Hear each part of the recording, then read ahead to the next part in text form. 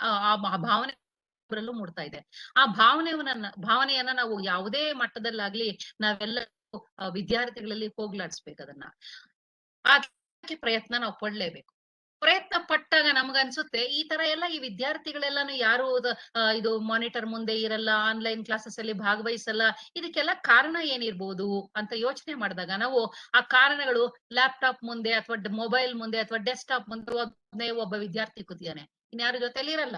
ಒಬ್ನೇ ಒಬ್ಬ ಕೂತ್ಕೋಬೇಕು. ಒಬ್ನೇ ಕೂತ್ಕೊಳ್ಬೇಕು. ಒಂದು ಶಾಲಾ ಮಟ್ಟದಲ್ಲಾಗ್ಲಿ, ಕಾಲೇಜ್ ಮಟ್ಟದಲ್ಲಾಗ್ಲಿ ಅಂದ್ರೆ ಅವನಿಗೆ ಅಯ್ಯೋ! ನಾನೊಬ್ನೇ ಇದೀನಲ್ಲ ಅನ್ನೋ ಒಂದು ಇದು ಇರ್ಬೋದು, ಆಸಕ್ತಿನೂ ಅವನಿಗೆ ಮೋಟಿವೇಶನ್ ಆಗದೇನೂ ಇರ್ಬಹುದು. ಆ ತರದ ಸಾಧ್ಯತೆ ಇದೆ.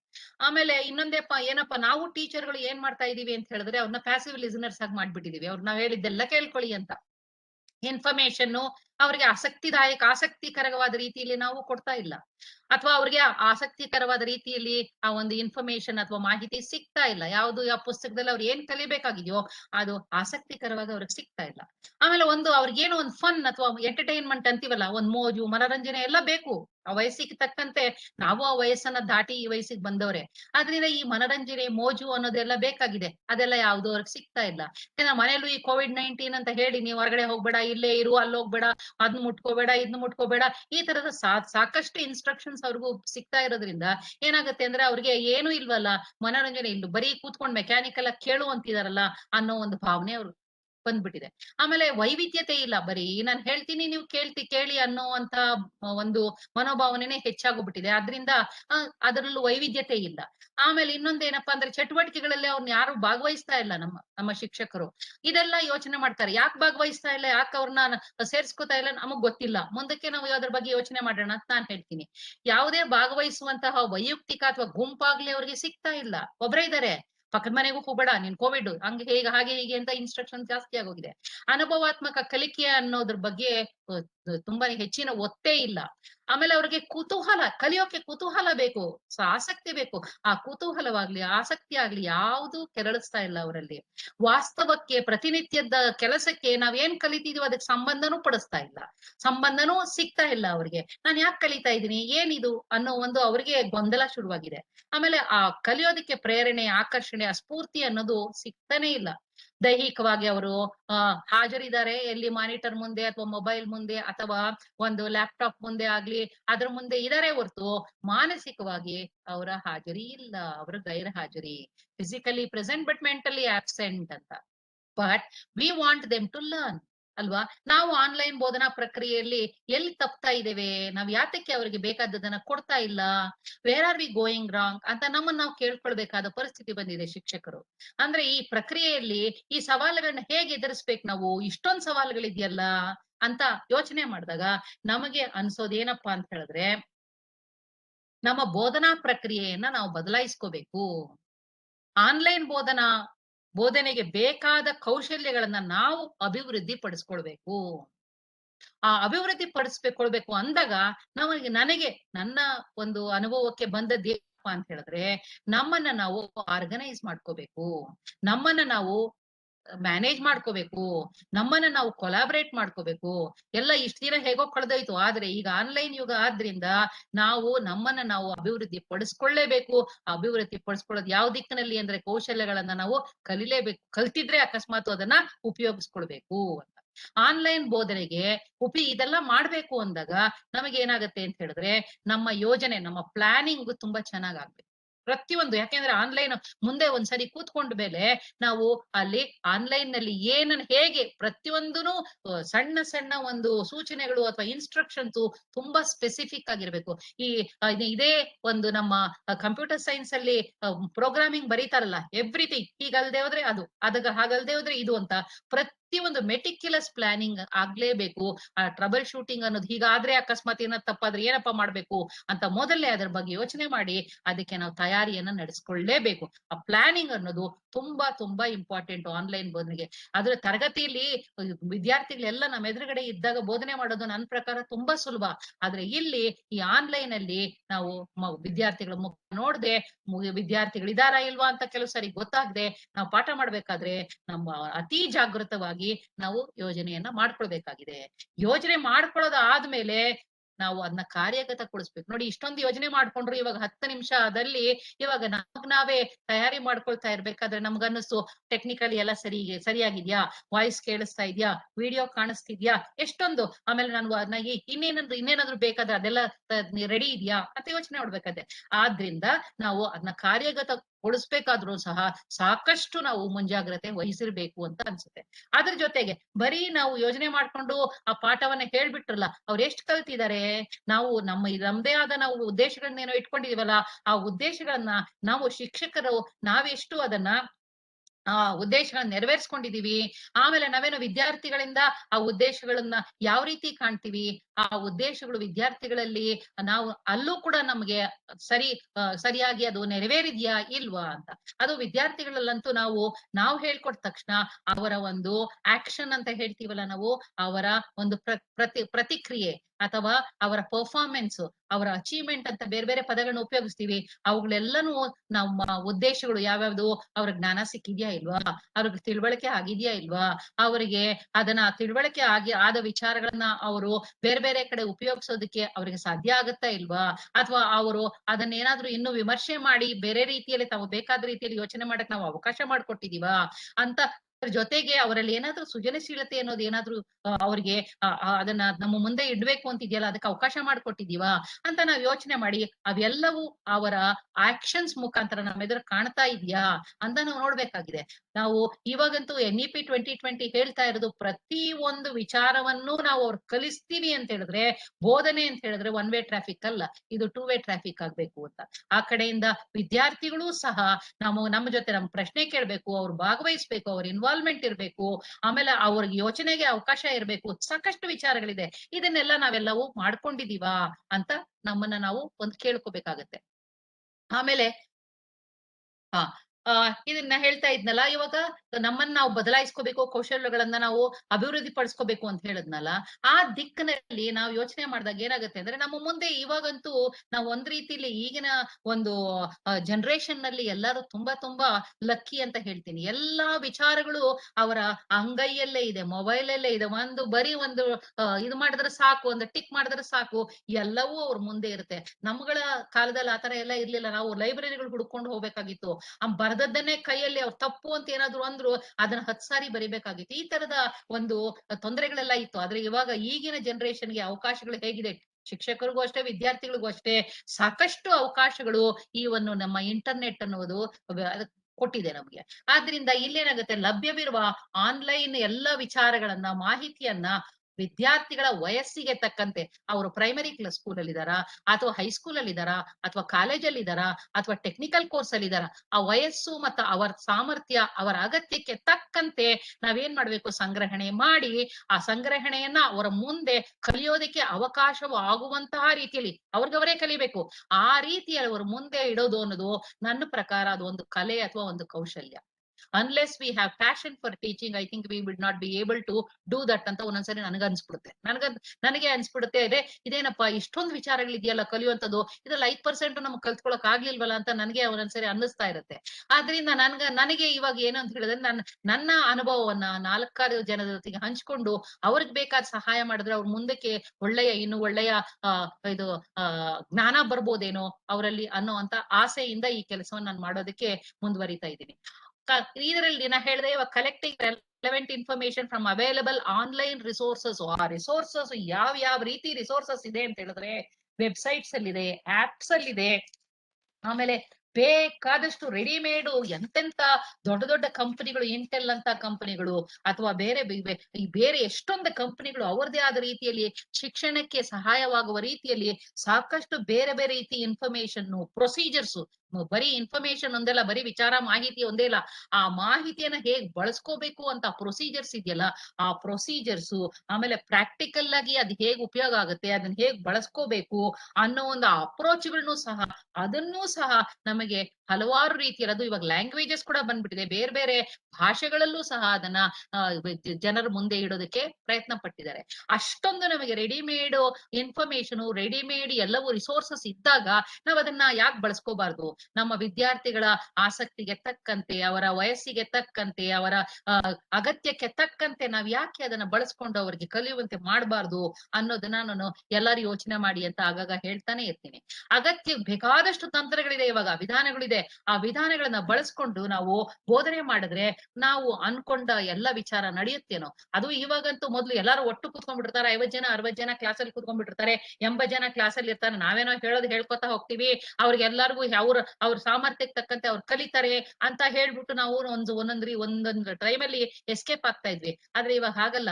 ಇವಾಗ ಇಂಡಿವಿಜುವಲೈಸ್ಡ್ ಇನ್ಸ್ಟ್ರಕ್ಷನ್ ಅನ್ನೋದು ಆನ್ಲೈನ್ ಮುಖಾಂತರ ಅದ್ ಸಾಧ್ಯತೆ ಇದೆ. ನಮಗೆ ಎಲ್ಲರೂ ವಿದ್ಯಾರ್ಥಿಗಳ ಒಂದು ಮಾಹಿತಿ ನಮ್ಮ ಹತ್ರ ಇರುತ್ತೆ. ನಾವು ಪ್ರತಿದಿನ ಅವ್ರು ನೋಡೋದ್ರಿಂದ ಅವ್ರು ಯಾರ್ಯಾರಿಗೆ ಯಾವ್ಯಾವ ಒಂದು ವಿಚಾರದಲ್ಲಿ ಆಸಕ್ತಿ ಇದೆ ಅಂತ ಗೊತ್ತಿರುತ್ತೆ. ಅದಕ್ಕೆ ತಕ್ಕಂಗೆ ನಾವು ಅವರಿಗೆ ಬೇಕಾದ ಒಂದು ಇಂಡಿವಿಜುವಲ್ ಇನ್ಸ್ಟ್ರಕ್ಷನ್ಸ್ ನ ಕೊಡ್ಬೋದು ಅಂತ ಅನ್ಸುತ್ತೆ. ಆನ್ಲೈನ್ ಕೊಡೋಕ್ ಸಾಧ್ಯತೆ ಇದೆ, ಇಂಡಿವಿಜುವಲ್ ಅಟೆನ್ಷನ್ ಕೊಡೋಕ್ಕೂ ಸಾಧ್ಯತೆ ಇದೆ ಅಂತ ನನ್ಗನ್ಸುತ್ತೆ.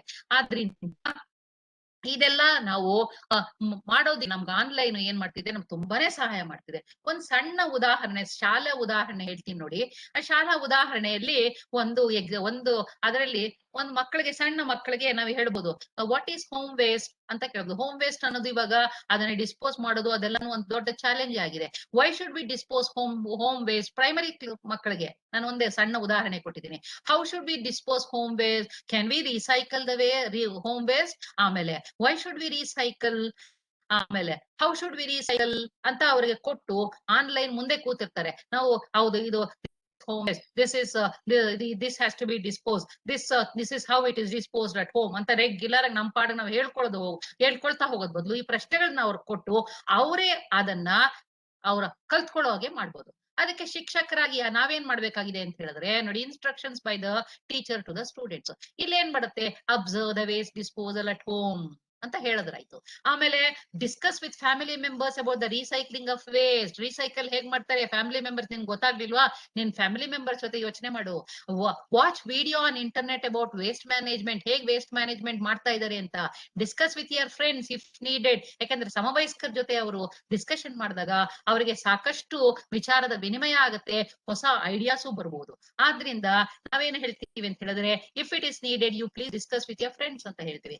Think and come up with your own innovative ways of recycling ಅಂತ ಹೇಳ್ತೀವಿ. ನೋಡಿ, ನಿಮ್ಗೇನೇನೋ ಸಣ್ಣ ಹುಡುಗರು ಅಂತೀವಿ. ನಮಗೆ ಅಬ್ದುಲ್ ಕಲಾಂ ಅವರು, ನಮ್ಮ ಇದು ಪ್ರೆಸಿಡೆಂಟ್ ಅವರು ನಮಗೆ ಎಕ್ಸಾಂಪಲ್ ಆಗಿದ್ದಾರೆ. ಅವರು ಯಾವಾಗ್ಲೂ ತುಂಬಾ ಹತ್ತಿರವಾಗಿರ್ತಿದ್ದು ಯಾರ ಜೊತೆಲಿ ಅಂತ ಹೇಳಿದ್ರೆ ಹೈಸ್ಕೂಲಿನ ಮಕ್ಕಳ ಜೊತೆ ಅಂತೆ. ಯಾಕೆ ಅಂತ ಹೇಳಿದ್ರೆ ಅವ್ರಿಗೆ ತುಂಬಾ ಏನೇನೋ ತಲೆಯಲ್ಲಿ ಓಡ್ತಾ ಇರುತ್ತೆ, ಹೊಸ ಇನೋವೇಟಿವ್ ಐಡಿಯಾಸ್ ಓಡ್ತಾ ಇರುತ್ತೆ. ಅವ್ರ ಜೊತೆ ಮಾತಾಡಿದಾಗ ನಂಗೆ ತುಂಬಾ ಸಂತೋಷ ಆಗುತ್ತೆ ಅಂತ ಹಲವಾರು ಕಡೆ ಅವ್ರು ಹೇಳಿದ್ದನ್ನ ನಾನು ಕೇಳಿದ್ದೀನಿ. ಅಂದ್ರೆ ಆ ವಯಸ್ಸು ಇದು ಅಡಲಸೆಂಟ್ ಏಜ್ ಅಂತೀವಲ್ಲ, ಅವಾಗ ಹಲವಾರು ವಿಚಾರಗಳನ್ನ ಕಲಿಯೋಕೆ ಪ್ರಯತ್ನ ಪಡ್ತಾ ಇರ್ತಾರೆ. ಆಮೇಲೆ ಅದ್ರ ಜೊತೆಗೆ ಅವರು ಟ್ರಯಲ್ ಅಂಡ್ ಎರರ್ ಮಾಡ್ತಾ ಇರ್ತಾರೆ. ಏನೋ ಒಂದು ಹೊಸದನ್ನ ಸಾಧಿಸ್ಬೇಕು ಅನ್ನೋ ಹುರುಪು, ಆಸಕ್ತಿ, ಕುತೂಹಲ ಎಲ್ಲ ಇರುತ್ತೆ.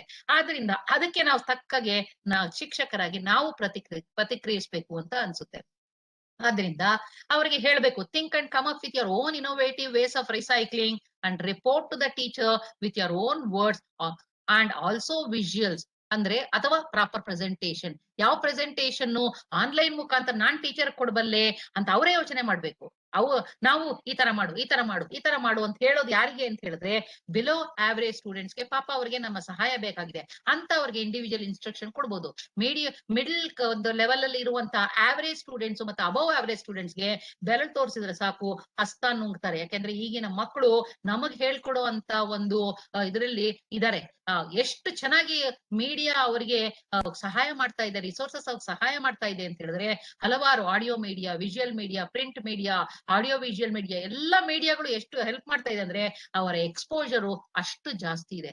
ಆ ಎಕ್ಸ್ಪೋಜರ್ ನ ಅವ್ರು ಉಪಯೋಗಿಸ್ಕೊಳ್ಳಕ್ಕೆ ನಾವು ಅವಕಾಶ ಮಾಡ್ಕೊಡ್ಬೇಕು. ಅಯ್ಯೋ ವಿದ್ಯಾರ್ಥಿಗಳು, ಸ್ಕೂಲಿನ ವಿದ್ಯಾರ್ಥಿಗಳು ಅಥವಾ ಕಾಲೇಜಿನ ವಿದ್ಯಾರ್ಥಿಗಳು ಇವ್ರಿಗೆ ಏನ್ ಗೊತ್ತಿರುತ್ತೆ, ನಾವ್ ಹೇಳ್ಕೊಟ್ರೆ ಅದೇನೇ ಕಲ್ತ್ಕೋತಾರೆ, ಅವ್ರ ಸ್ವಂತಿಕೆ ಇಲ್ಲ ಅಂತ ಎಷ್ಟೋ ಸರಿ ನಮ್ಮ ಶಿಕ್ಷಕರು ಮಾತಾಡಿರೋದನ್ನ ನಾನು ಕೇಳಿದೀನಿ. ಅದು ತಪ್ಪು. ನಮಗಿಂತ ಸ್ಟ್ರೀಮ್ ಲೈನ್ಡ್ ನಾವ್ ಏನು ಸಿಲೆಬಸ್ ಅಂತ ಇಟ್ಕೊಂಡಿರ್ತೀವೋ ಆ ವಿಚಾರಗಳ ಬಗ್ಗೆ ಅವರಿಗೆ ಗೊತ್ತಿಲ್ಲದೆ ಇರ್ಬೋದು. ಆದ್ರೆ ಬೇರೆ ಎಲ್ಲ ಹಲವಾರು ವಿಚಾರಗಳ ಬಗ್ಗೆ ಅವರಿಗೆ ಎಕ್ಸ್ಪೋಜರ್ ಜಾಸ್ತಿನೇ ಇದೆ ಅಂತ ನನಗೆ ಅನ್ಸುತ್ತೆ. ಇವಾಗಂತೂ ಈ ಟೆಕ್ನಾಲಜಿ ಅಂತೂ ಅವ್ರಿಗೆ ಯಾವ ರೀತಿಯಾದ ಒಂದು ಸ್ಕಿಲ್ ಅನ್ನ ಕೊಟ್ಟಿದೆ ಅಂದ್ರೆ ನಮಗೆ ನನ್ನ ಪ್ರಕಾರ ನಮಗಿಂತ ಒಂದು 10-20 ಪಟ್ಟು ಮುಂದೆ ಇದಾರೇನೋ ಅವರು ಅಂತ ಅನ್ಸುತ್ತೆ ನನಗೆ. ಆದ್ರಿಂದ ನಾವು ಅವ್ರಿಗೆ ಆ ತರದ ಅವಕಾಶ ಮಾಡಿಕೊಟ್ಟು ಅವರ ನಾಲೆಡ್ಜ್ ಅನ್ನ ಅವರೇ ಕನ್ಸ್ಟ್ರಕ್ಟ್ ಮಾಡ್ಕೊಳ್ಳೋದಕ್ಕೆ ನಾವು ಪ್ರಯತ್ನ ಪಡ್ಬೇಕು ಅಂತ. Whoever comes up with creative idea will get special appreciation. ನೋಡಿ, ಇದು ಇನ್ಸೆಂಟಿವ್, ಗೊತ್ತಾಯ್ತಾ? ಆಮೇಲೆ ಅದ್ರ ಜೊತೆಗೆ follow that habit even at other places ಅಂತ ಹೇಳಿದಾಗ ಅದೇನಾಗುತ್ತೆ, it becomes a practice for them. ಈ ತರದ ಒಂದ್ ಸಣ್ಣ ಪುಟ್ಟ ವಿಚಾರಗಳನ್ನ, ಇದು ಸ್ಕೂಲ್ ಲೆವೆಲ್ಗೆ ನಾನು ಒಂದು ಎಕ್ಸಾಂಪಲ್ ಕೊಟ್ಟಿದ್ದು. ಹಾಗೆ ಬೇರೆ ಬೇರೆ ಹೈಯರ್ ಲೆವೆಲ್ ಸಹ ನೀವು ಯೋಚನೆ ಮಾಡಿದ್ರೆ ನಿಮಗೆ ಗೊತ್ತಿಲ್ಲದೆ ಇರೋದು ಏನು ಇಲ್ಲ. ಯಾಕಂದ್ರೆ ನಿಮಗೆ ಆ ಸಬ್ಜೆಕ್ಟ್ ನಾಲೆಡ್ಜ್ ಎಷ್ಟು ಚೆನ್ನಾಗಿದೆ ಪ್ರತಿಯೊಬ್ಬ ಶಿಕ್ಷಕರಿಗೂ ಅಂದ್ರೆ, ಆ ಸಬ್ಜೆಕ್ಟ್ ನಾಲೆಡ್ಜ್ ಅನ್ನ ಬಳಸ್ಕೊಂಡು ನಾವು ಒಂದ್ ಸ್ವಲ್ಪನೇ ಮೊದಲೇ ಕೂತ್ಕೊಂಡು ಈ ತರ ವಿದ್ಯಾರ್ಥಿಗಳು ನನ್ನ ಮುಂದೆ ಇದ್ದಾರೆ, ಈ ಒಂದು ನನಗೆ ಆಬ್ಜೆಕ್ಟಿವ್ಸ್ ಅಥವಾ ನನ್ನ ಉದ್ದೇಶಗಳನ್ನ ನೆರವೇರಿಸಬೇಕಾಗಿದೆ, ಅವರಲ್ಲಿ ಈ ತರದ ಆಕ್ಷನ್ಸ್ ನಾನು ನಿರೀಕ್ಷಿಸ್ತಾ ಇದ್ದೀನಿ, ನಿರೀಕ್ಷಿತ ಕಲಿವಿನ ಫಲ ಅಂತ ಹೇಳ್ತೀವಿ, ನಿರೀಕ್ಷಿಸ್ತಾ ಇದ್ದೀನಿ, ಇದಕ್ಕೆ ನಾನು ಏನ್ ಮಾಡ್ಬೇಕು ಅಂತ ಯೋಚನೆ ಮಾಡಿದಾಗ ನಿಮಗೆ ಹತ್ತಾರು ನಿಮಗೆ ಉದಾಹರಣೆಗಳು, ಹತ್ತಾರು ವಿಚಾರಗಳು, ಹತ್ತಾರು ತಂತ್ರಗಳು ನಿಮಗೆ ಬರ್ಬೋದೇನೋ. ಇನ್ನೂನು ಇವಾಗ ಇರೋದಲ್ಲ, ಇನ್ನು ಅದಕ್ಕೆ 100% ಜಾಸ್ತಿ ತಂತ್ರಗಳು ನಿಮ್ಮಲ್ಲಿ ಅದು ಬರ್ಬೋದೇನೋ. ನಾವು ಯಾವಾಗ ಆ ಚರ್ನಿಂಗ್ ಅಂತ ಹೇಳ್ತೀವಲ್ಲ, ಆ ಸಮುದ್ರ ಮಂಥನ ಆದಾಗ ಮೊದಲಿಗೆ ವಿಷಾನೇ ಬರೋದು ಖಂಡಿತ, ಆದ್ರೆ ಆಮೇಲೆ ಬಂದಿದ್ದೇನು ಅಮೃತ. ಹಾಗೆ ನಿಮಗೆ ಹೊಸ ಹೊಸ ತಂತ್ರಗಳೋದೇನೋ ಯಾರಿಗ್ ಗೊತ್ತು. ಸಮಾಜಕ್ಕೆ ನಿಮ್ಮ ಒಂದು ಕಾಣಿಕೆ ನಿಜವಾಗ್ಲೂ ತುಂಬಾ ಚೆನ್ನಾಗಿ ಆಗ್ಬೋದೇನೋ ಯಾರಿಗ್ ಗೊತ್ತು. ಆದ್ರಿಂದ ನಾನು ಪ್ರತಿಯೊಬ್ಬ ಶಿಕ್ಷಕರಲ್ಲಿ ಕಳಕಳಿಯಿಂದ ನಾನು ಏನ್ ಕೇಳ್ಕೊತೀನಿ ಅಂದ್ರೆ, ನೀವು ಪ್ಲಾನ್ ಮಾಡ್ಕೊಳ್ಳಿ, ಮೆಟಿಕ್ಯುಲಸ್ ಪ್ಲಾನ್ ಮಾಡ್ಕೊಳ್ಳಿ, ತುಂಬಾ ಸೂಕ್ಷ್ಮವಾಗಿ ಪ್ರತಿಯೊಂದು ಹೆಜ್ಜೆನು, ಒಂದ್ ಹೆಜ್ಜೆ ಈ ಕಡೆ ಇಡ್ಬೇಕಾ ಆ ಕಡೆ ಇಡ್ಬೇಕಾ, ಯಾವ ರೀತಿ ಇಡ್ಬೇಕು, ಒಂದ್ ಹೆಜ್ಜೆ ನಾನು ಮುಂದೆ ಇಟ್ರೆ ಏನಾಗುತ್ತೆ, ಅದರ ಪರಿಣಾಮ ಪ್ರತಿಯೊಂದು ಯೋಚನೆ ಮಾಡಿ ಮಾಡಿ ಮಾಡಿ ಮಾಡಿ ನಿಮ್ಮಲ್ಲಿ ನೀವು ಒಂದು ಪ್ರೋಗ್ರಾಮಿಂಗ್ ಮಾಡ್ಕೊಳ್ಳೇಬೇಕು ಅಂತ ಅನ್ಸುತ್ತೆ ನನಗೆ. ಆ ಪ್ರೋಗ್ರಾಮ್ ಲರ್ನಿಂಗ್ಗೆ ನೀವು ನಿಮ್ಮ ಒಂದು ಮಂಥನ, ನಿಮ್ ತಲೆ ಆ ಮಂಥನ ಆಗಿ ಆ ಮಂಥನದಿಂದ ನೀವು ಆ ಅಮೃತವನ್ನ ಪಡ್ಕೊಳ್ಬೇಕು ಅಂತ ಹೇಳ್ತೀನಿ. ಇದರ ಜೊತೆಗೆ ವಿದ್ಯಾರ್ಥಿಗಳನ್ನ ತಮ್ಮ ಸ್ವಂತ ಜ್ಞಾನದ ಮಟ್ಟ ಪರಿಕಲ್ಪನೆಗಳಿಂದ ಶೈಕ್ಷಣಿಕ ವಿಚಾರಗಳನ್ನು ಅವರೇ ಅರ್ಥ ಮಾಡ್ಕೊಳ್ಬೇಕು ಅಂತ ಅವಕಾಶ ಮಾಡ್ಕೊಡ್ಬೇಕು ಅಂತಾನೆ ಹೇಳ್ತೀನಿ ನಾನು. ಅಂದ್ರೆ ಅವರು ತಮ್ಮ ಜ್ಞಾನವನ್ನ ನಿರ್ಮಾಣ ಮಾಡ್ಕೋಬೇಕು, ನಾವು ಹೇಳಿದ್ದನ್ನ ತಲೆಯಲ್ಲಿ ಇಟ್ಕೊಳ್ಳೋದಲ್ಲ, ಅವ್ರು ನಿರ್ಮಾಣ ಮಾಡ್ಕೋಬೇಕು. ಹೀಗೆ ಎಸ್ ನೋ ಅಂತ ಅದರ ಅನಾಲಿಸಿಸ್ ಮಾಡ್ಬೇಕು. ಆಮೇಲೆ ಇದು ಯಾವ ರೀತಿ ಉಪಯೋಗ ಆಗತ್ತೆ ಅಂತ ಅವರಿಗೆ ದಿನನಿತ್ಯದಕ್ಕೆ ಉಪಯೋಗ ಆಗುವಂತ ರೀತಿಯಲ್ಲಿ ಅವರ ಜ್ಞಾನವನ್ನ ನಿರ್ಮಾಣ ಮಾಡೋಕೆ ನಾವು ಅವಕಾಶ ಒದಗಿಸ್ಕೊಡ್ಬೇಕಾಗತ್ತೆ. ಪ್ರತಿಯೊಂದು ವಿಚಾರನೂ ಅಷ್ಟೇ ಸ್ಕೂಲ್ ಲೆವೆಲ್ ಅಲ್ಲಿ ಹೇಳ್ಬೇಕು ಅಂತ ಹೇಳಿದ್ರೆ, ಸೈನ್ಸ್ ಇಂದ ಹಿಡ್ಕೊಂಡು ಸೋಷಿಯಲ್ ಸೈನ್ಸ್ ಇಂದ ಹಿಡ್ಕೊಂಡು ಪ್ರತಿ ಒಂದು ಪರಿಕಲ್ಪನೆ ಅಥವಾ ಕಾನ್ಸೆಪ್ಟ್ ಅಥವಾ ಈವೆಂಟ್ ಪ್ರತಿಯೊಂದನ್ನು ಅದರ ಅನಾಲಿಸಿಸ್ ಆಗ್ಬೇಕು. ಅದನ್ನ ಯಾವ ರೀತಿ ಈಗ ಪ್ರಸ್ತುತಕ್ಕೆ ಉಪಯೋಗ ಆಗುತ್ತೆ ಅನ್ನೋದ್ರ ಬಗ್ಗೆನೇ ನಾವು ಶಿಕ್ಷಕ ಜಾಸ್ತಿ ಹೇಳ್ಕೊಡ್ಬೇಕು.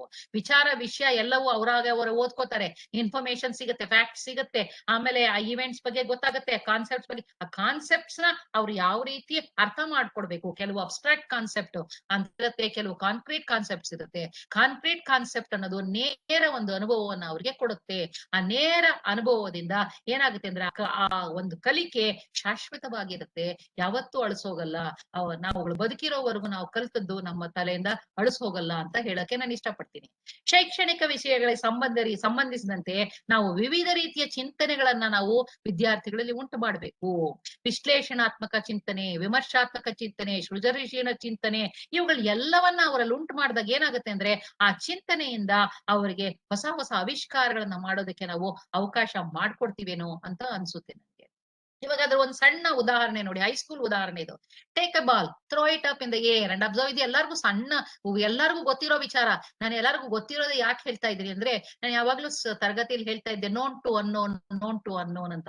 ನೋನ್ ಅಂದಾಗ ನಮಗ್ ಗೊತ್ತಿರೋ ವಿಚಾರಗಳನ್ನ ತಿಳ್ಕೊಂಡಾಗ ನಮಗೆ ಆ ಒಂದು ಪರಿಕಲ್ಪನೆ ಅಥವಾ ಕಾನ್ಸೆಪ್ಟ್ ಕ್ಲಿಯರ್ ಆಗುತ್ತೆ, ಕ್ಲಾರಿಟಿ ಸಿಗುತ್ತೆ. ಕ್ಲಾರಿಟಿ ಸಿಕ್ಕಾಗ ಅದನ್ನ ಉಪಯೋಗಿಸ್ಕೊಳ್ಳಕ್ಕೆ ನಿಮಗೆ ಅನುಕೂಲ ಆಗ್ಲಿ ಅಂದ್ಬಿಟ್ಟು ನಾನು ಸಣ್ಣ ಉದಾಹರಣೆಗಳ ತಗೊಂಡಿದ್ದೀನಿ. Take a ball, throw it up in the air ಅಂತೀವಿ. ಆಮೇಲೆ take a paper and throw it up in the air and observe. And next one, take a book, throw it up in the air and observe ಅಂತೀವಿ. ಅದಾದ್ಮೇಲೆ what happened in all the 3 situations. Online ಅಲ್ಲಿ ನೀವು ಈ ಕಡೆ screen ಅಲ್ಲಿ ಕೂತ್ಕೊಂಡು ಇದನ್ನ ಆ ಕಡೆ ಮಾಡಕ್ ಹೇಳಿ ನೀವೆಲ್ಲ ಇಟ್ಕೊಳ್ಳಿ. ಮೊದ್ಲೇ ನೋಡಿ, ಇದಕ್ಕೆ ಏನಾಗಿರ್ಬೇಕು, ಇನ್ಸ್ಟ್ರಕ್ಷನ್ ಕೊಟ್ಟಿರ್ಬೇಕು. ನೀವೆಲ್ಲ ಈ ತರದ ವಸ್ತುಗಳನ್ನ ಇಟ್ಕೊಂಡಿರ್ಬೇಕು ನಿಮ್ ಮುಂದೆ. ನೀವು ಎಲ್ಲಿ ಕಲಿಯೋಕೆ ಟೇಬಲ್ ಎಲ್ಲಿ ಕೂತ್ಕೊಂಡಿರ್ತೀರೋ ಅದ್ ಮುಂದೆ ಇಟ್ಕೊಳ್ಳಿ. ನಾನ್ ಏನ್ ಹೇಳ್ತೀನೋ ಆ ಚಟುವಟಿಕೆಗಳನ್ನ ಮಾಡಿ. ಆ ಚಟುವಟಿಕೆ ಮಾಡ್ಬೇಕಾದ್ರೆ ಗಮನ ಇಟ್ಟು ಮಾಡಿದಾಗ ಏನ್ ಅನ್ಸುತ್ತೆ ಅಂತ ನಿಮಗೆ ನಿಮ್ದೇ ಆದ ಪದಗಳಲ್ಲಿ ಹೇಳಿ ಅಂತ ಹೇಳಿರ್ಬೇಕು. ನಾವು. ಇದಕ್ಕೆ ನಾವು ತಯಾರಿ ಮಾಡ್ಕೊಳ್ಬೇಕು. ಆಮೇಲೆ ತಯಾರಿ ಮಾಡ್ಕೊಂಡ ಏನಾಗುತ್ತೆ ಅಂದ್ರೆ ಅವ್ರ ಉತ್ತರಗಳನ್ನ ಯಾರ್ ಹೇಳ್ಬೇಕು, ಅವ್ರು ಇಂಡಿವಿಜುವಲ್ ಆಗಿ ಹೇಳ್ಬೇಕಾ, ಗುಂಪಲ್ಲಿ ಹೇಳ್ಬೇಕಾ, ಅದನ್ನ ನೀವು ಐಡೆಂಟಿಫೈ ಮಾಡ್ಬಿಟ್ಟು ಇವತ್ತಿನ ತರಗತಿಯಲ್ಲಿ ಈ ಚಟುವಟಿಕೆಗಳೇ ಈ 4 ಜನನ್ನ ಮಾತ್ರ ನಾ ಕೇಳ್ತೀನಿ. ನಾನು ಏನ್ ಕೇಳ್ತೀನಿ ನೀವು ಉತ್ತರ ಹೇಳ್ಬೇಕಾಗುತ್ತೆ ಚಟುವಟಿಕೆ ನಂತರ. ಅಂತ ಚಟುವಟಿಕೆ ನಾನು ಮೊದಲೇ ಇದೇ ಪ್ರಶ್ನೆ ಕೇಳ್ತೀನಿ ಅಂತ ಮ್ಯಾಚ್ ಫಿಕ್ಸಿಂಗ್ ಮಾಡ್ಕೊಂಡಿರಬಾರ್ದು. ಆಯ್ತಾ? ಆದ್ರಿಂದ ಅವರಿಗೆ ಆ ತರದ ಒಂದು ನಾವು ಮೊದಲೇ ತಯಾರಿ ಮಾಡ್ಕೊಡ್ರು. ಇವತ್ತು ನನ್ನ ಹತ್ರ ಇಷ್ಟು ಲಿಸ್ಟ್ ಇದೆ ಸ್ಟೂಡೆಂಟ್ಸ್ದು, ಇದರಲ್ಲಿ 4 ಜನದ್ದು ಈ ಒಂದು ಚಟುವಟಿಕೆಗೆ ನಾನು ಏನ್ ಮಾಡ್ಕೋತೀನಿ, ಐಡೆಂಟಿಫೈ ಮಾಡ್ಕೋತೀನಿ. ಅವ್ರನ್ನ ಮಾತ್ರ ಪ್ರಶ್ನೆ ಕೇಳ್ತೀನಿ. ಆಮೇಲೆ ನೆಕ್ಸ್ಟ್ ಪ್ರಶ್ನೆ ಇನ್ನು 4 ಜನ ಅವ್ರನ್ನೇ ಕೇಳಲ್ಲ. ಯಾರು ಉತ್ತರ ಹೇಳ್ತಾರೋ ಅವ್ರನ್ನೇ ಕೇಳ್ತಾ ಇರ್ತೀವಿ ನಾವು ಶಿಕ್ಷಕರು. ಅದಾಗ್ಬಾರ್ದು. ನಮ್ಮ ಪ್ರಶ್ನೆಗಳಾಗ್ಲಿ, ನಮ್ಮ ಚಟುವಟಿಕೆಗಳಾಗ್ಲಿ ಏನ್ ಕೊಡ್ತೀವೋ, ಏನ್ ಮಾಡ್ತೀವೋ ಅದನ್ನ ಪ್ರಾಪರ್ ಆಗಿ ನಾವು ಇನ್ಸ್ಟ್ರಕ್ಷನ್ಸ್ ಬರ್ಕೊಂಡು ಅದನ್ನ ಡಿಸ್ಟ್ರಿಬ್ಯೂಟ್ ಮಾಡ್ಬೇಕು, ಎಲ್ಲರಿಗೂ ಆಗ್ಬೇಕು. ಆಮೇಲೆ ನಮ್ಮ ವಿದ್ಯಾರ್ಥಿಗಳ ಸಾಮರ್ಥ್ಯ ನಮ್ಗೆ ಗೊತ್ತಿರುತ್ತೆ. ಯಾರು ಯಾವ ಪ್ರಶ್ನೆಗೆ ಉತ್ತರ ಹೇಳ್ತಾರೆ, ಅವರ ಸಾಮರ್ಥ್ಯ ಏನು, ಅದಕ್ಕೆ ತಕ್ಕಂಗೆ ನಾವು ಆ ತರದ ಒಂದು ವಿಚಾರ, ಆ ತರ ಚಟುವಟಿಕೆಗಳನ್ನ ಕೊಡೋದಕ್ಕೆ ನಾವು ಡಿಸ್ಕ್ರಿಷನ್ ಪವರ್ ನ ಉಪಯೋಗಿಸ್ಬೇಕಾಗುತ್ತೆ ನಮ್ಮ ಟೀಚರ್ ಲೆವೆಲ್ ಅಲ್ಲಿ. ನಾವು ಈ ತರ ಈ ಹುಡುಗ ಇವನು is an auditory learner, is a visual learner, is kinesthetic learner, ಇದನ್ನ ನಾವು ತಿಳ್ಕೊಂಡು ಅವರಿಗೆ ತಕ್ಕಂತೆ ಆ ಚಟುವಟಿಕೆಗೆ ಇಲ್ಲಿ ಭಾಗವಹಿಸೋದಕ್ಕೆ ಅವಕಾಶ ಮಾಡಿಕೊಟ್ಟಾಗ ಎಲ್ಲರಿಗೂನು ಕಲಿಯೋ ತರ ಆಗುತ್ತೆ. ಆಮೇಲೆ ನಾನು ಈ ತರ ಕೇಳ್ತಾ ಇದ್ದೀನಿ ಅಂತ ಅವ್ರಿಗೆ ಮೊದಲೇ ಹೇಳಿದ್ರೆ ಇನ್ ಮಿಕ್ದವ್ರ ನಮ್ಮನ್ನ ಹೆಂಗಿದ್ರು ಕೇಳಲ್ಲ ಬಿಡು ಅಂತ ಅನ್ಕೊಳ್ಬಾರ್ದು. ಆ ರೀತಿಯಲ್ಲಿ ನೀವು ಪ್ಲಾನ್ ಮಾಡ್ಕೋಬೇಕು. ಗೊತ್ತಾಯ್ತಾ? ಎಲ್ಲರೂ ವಿಡಿಯೋ ಮುಂದೆ ಇರ್ಬೇಕು. ಎಲ್ಲರೂ ನಾನು ಹೇಳಿದ ತಕ್ಷಣ ಮಾಡ್ತಾ ಹೋಗ್ಬೇಕು. ನಾನು ಎಲ್ಲಾರ ಸ್ಕ್ರೀನ್ ಅನ್ನು ಇಲ್ಲಿ ನೋಡ್ತಾ ಇದ್ದೀನಿ. ನಾನು ನೋಡಿ ಯಾರು ಏನ್ ಮಾಡಿದ್ರು ನನಗ್ ಗೊತ್ತಾಗುತ್ತೆ. ನೋಡು ರಾಹುಲ್ ನೀನೇನ್ ಮಾಡ್ತಾ ಇದೀಯಾ, ನೋಡು ಪ್ರಕಾಶ್ ನೀನೇನ್ ಮಾಡ್ತಾ ನನ್ ಕಾಣಿಸ್ತಾ ಇದೆ ಅಂತ ನೀವು ತುಂಬಾ ಅಲರ್ಟ್ ಆಗಿ ಅವ್ರಗಳನ್ನ ನೋಡ್ತಾ ಇರ್ಬೇಕು. ಏನೋ ವಿಚಾರ ಆನ್ಲೈನ್ ಮುಂದೆ ಕೂತ್ಕೊಂಡು ಬೋಧನೆ ಮಾಡ್ಬಿಡ್ತೀನಿ, ಒನ್ ವೇ ಟ್ರಾಫಿಕ್ ಲೆಕ್ಚರ್ ಕೊಟ್ಬಿಡ್ತೀನಿ ಅನ್ನೋ ಭಾವನೆನ ನೀವು ಬಿಡ್ಲೇಬೇಕಾಗತ್ತೆ. ಸಾರಿ ನಾನು ಈ ತರ ಹೇಳ್ತಿದ್ದೀನಿ ಅಂತ ಆಟಿಟ್ಯೂಡ್ ನ ಬಿಡ್ಲೇಬೇಕಾಗತ್ತೆ. ನಾವು ಚಟುವಟಿಕೆಗಳಿಗೆ ನಾವು ಅವ್ರನ್ನ ಪಾಠದಲ್ಲಿ ಇನ್ವಾಲ್ವ್ ಮಾಡ್ಕೊಳ್ಳೋಕೆ ನಾವು ಸಾಕಷ್ಟು ಪ್ರಯತ್ನ ಪಡ್ಲೇಬೇಕಾಗಿದೆ ನಾವು. ಆಮೇಲೆ ನೋಡಿ, what are the reasons, what happen in all these situation, what are the reason, give your inferences ಅಂತ ಕೇಳ್ತೀವಿ. ನಿಮಗೆ ಏನ್ ಅನ್ಸುತ್ತೆ ಅಂತ 1 2 3 4 5 ಅವ್ರಿಗೆ ಏನ್ ಅನ್ಸುತ್ತೆ ಅದನ್ನ ಅವರು ಪಟ ಅಂತ ಬರಿಬೇಕು. ಅಥವಾ ಅವರು ಇದು ಏನದು ಒಂದು ಪುಸ್ತಕದಲ್ಲಿ ಬರ್ದು ಅದನ್ನ ಪುಸ್ತಕ ಹಾಳೆನ ನೋಡಿ ಮೇಡಮ್ ನಾನು ಇಲ್ಲಿ ತೋರಿಸ್ತಾ ಇದ್ದೀನಿ, ನಾನು ಇದನ್ನ ಬರ್ದಿದ್ದೀನಿ ಅಂತ ಹೇಳ್ಬೋದು. ಅಥವಾ ಯಾರಿಗ್ ಸಿಚುಯೇಷನ್ಗೆ ಇದು ಯಾರಿಗೆ ಅವಕಾಶ ಮಾಡ್ಕೊಡ್ತಾರ ಅವ್ರು madam this is what it is ಅಂತ ಕ್ವಿಕ್ ಆಗಿ ಹೇಳೋಂಗಿರ್ಬೇಕು. ಅವ್ರು ಟೈಮು ಕೊಡ್ಬೇಕು. 1 ನಿಮಿಷ ಕೊಡ್ತೀನಿ, ಆದ್ರೆ ನೀವು ಕ್ವಿಕ್ ಆಗಿ ಯೋಚನೆ ಮಾಡ್ಬೇಕು. ಕ್ವಿಕ್ ಆಗಿ ಯೋಚನೆ ಮಾಡಿದ್ರೆ ನಿಮ್ಗೊಂದು ಸ್ಟಾರ್ ಕೊಡ್ತೀನಿ, ಅಥವಾ ನಿಮ್ಗೊಂದು ಅದಕ್ಕೆ ಪಾಯಿಂಟ್ ಆಡ್ ಆಗುತ್ತೆ, ಏನಾದ್ರೂ ಒಂದು ಇನ್ಸೆಂಟಿವ್ ಇಡಬೇಕು. ಆಮೇಲೆ with various kinds of examples create curiosity ಅಂತ ಇಲ್ಲಿ ಬರ್ದಿದ್ದೀನಿ ನೋಡಿ. ವಿದ್ಯಾರ್ಥಿಗಳಿಂದ ಜನರಲೈಸೇಷನ್ ಎಲಿಸಿಟ್ ಮಾಡಿ, ಆ ಸ್ಟೇಟ್ಮೆಂಟ್ ಅವರಿಂದನೇ ಎಲಿಸಿಟ್ ಮಾಡಿ, ಆ ಡೆಫಿನಿಷನ್ ಅವರಿಂದನೇ ಎಲಿಸಿಟ್ ಮಾಡಿ, ಆ ರೂಲು ಅಥವಾ ಪ್ರಿನ್ಸಿಪಲ್ ಏನ್ ಇದೆಯೋ ಆ ಕಾನ್ಸೆಪ್ಟ್ ಗೆ ಅದಕ್ಕೆ ತಕ್ಕಂಗೆ ಅಬ್ಸ್ಟ್ರಾಕ್ಟ್ ಆಗ್ಲಿ ಕರೆಕ್ಟ್ ಆಗ್ಲಿ ಯಾವುದೇ ಆಗ್ಲಿ ಅದ್ರ ಅವರಿಂದನೇ ನಾವು ಕ್ಯೂರಿಯಾಸಿಟಿನ, ಕುತೂಹಲವನ್ನ ಕೆರಳಿಸಿ ಆ ವಿಚಾರವನ್ನ ನಾವು ಪಡ್ಕೋಬೇಕು. ಆ ರೀತಿಯಾದಂತ ಒಂದು ಅರೇಂಜ್ಮೆಂಟ್ ಮಾಡ್ಕೋಬೇಕು. ಇದಕ್ಕೆ ಈ mentimeter.com ಅನ್ನೋ ಒಂದು ಆಪ್ ತುಂಬಾ ಸಹಾಯ ಮಾಡುತ್ತೆ ನಮ್ಗೆ. ಅದರಲ್ಲಿ ಅದೇನ್ ಮಾಡ್ಬೇಕು ಅಂದ್ರೆ ಮೆಂಟಿಮೀಟರ್ ಆಪ್ ನ ನಾವು ಡೌನ್ಲೋಡ್ ಮಾಡ್ಕೋಬೇಕು. ಅದ್ರಲ್ಲಿ ನಮ್ಗೆ ಯಾವ್ದು ಬೇಕೋ, ಯಾವ ಆಕ್ಟಿವಿಟಿ ಬೇಕೋ ಅದನ್ನ ಸೆಲೆಕ್ಟ್ ಮಾಡ್ಕೊಂಡು ನಾವು ಅದಕ್ಕೆ ಶಿಕ್ಷಕರಾಗಿ ತಯಾರಿ ಮಾಡ್ಕೊಂಡು ಅದರ ಲಿಂಕ್ ಅನ್ನ ವಿದ್ಯಾರ್ಥಿಗಳಿಗೆ ಕೊಡ್ಬೇಕು. ಆ ಲಿಂಕ್ ಅನ್ನ ಅವ್ರಿಗೆ ಕೊಟ್ಟು ಆ ಲಿಂಕ್ ಅನ್ನ ಓಪನ್ ಮಾಡಿ ಅಂತ ಹೇಳಿ ಅಲ್ಲೂ ಸಹ ಇನ್ಸ್ಟ್ರಕ್ಷನ್ಸ್ ಇರುತ್ತೆ ಯಾವ ಆಕ್ಟಿವಿಟಿ ಅಂತ.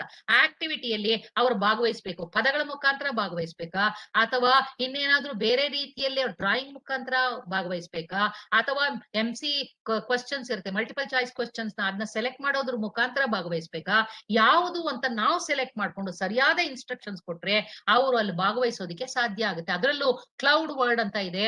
ನಾನು ತುಂಬಾ ಕಡೆ ಇದನ್ನು ಉಪಯೋಗಿಸಿದಾಗ ನಂಗೆ ಅನ್ಸಿದ್ದೇನು ಅಂತ ಹೇಳಿದ್ರೆ, ತುಂಬಾ ಎಷ್ಟು ಜನ ವಿದ್ಯಾರ್ಥಿಗಳು, ಹೈಸ್ಕೂಲಿನ ವಿದ್ಯಾರ್ಥಿಗಳು ಯಾವ ರೀತಿ ಅಂದ್ರೆ ನನ್ನ ಆನ್ಸರ್ ಅಂತ ನಾವೆಲ್ಲರೂ ಒಂದೇ ಆನ್ಸರ್ ಹೇಳಿದೀವಿ ಅಂದ್ರೆ, ಯಾವ್ದಾದ್ರು ಒಂದು ಆನ್ಸರ್ ಹೇಳಿದಾಗ ಒಂದೇ ಆನ್ಸರ್ನ 10 ಜನ ಹೇಳಿದಾಗ ಆ ವರ್ಡ್ ಡುಮ್ ಅಂತ ಇಷ್ಟ ದಪ್ಪಾಗೋಗುತ್ತೆ. ಗೊತ್ತಾಯ್ತಾ? ಮೆಂಟಿಮೀಟರ್ ಅಲ್ಲಿ ಆ ಸ್ಟೂಡೆಂಟ್ಸ್ ಅರೆ ನೋಡಿ ಇಷ್ಟೊಂದ್ ಜನ ನಾವು ಅಷ್ಟೊಂದ್ ಜನ ಹೇಳಿದೀವಿ ಆದ್ರಿಂದ ದಪ್ಪ ಆಗೋಗಿದೆ ವರ್ಡ್ ಅಂತ. ಯಾರಾದ್ರೂ ಒಬ್ರೇ ಉತ್ತರ ಕೊಟ್ಟಿದ್ರು ಅಂದ್ರೆ ಒಂದ್ ಸಣ್ಣ ಲೈನ್ ಅಲ್ಲಿ ಇರುತ್ತದು.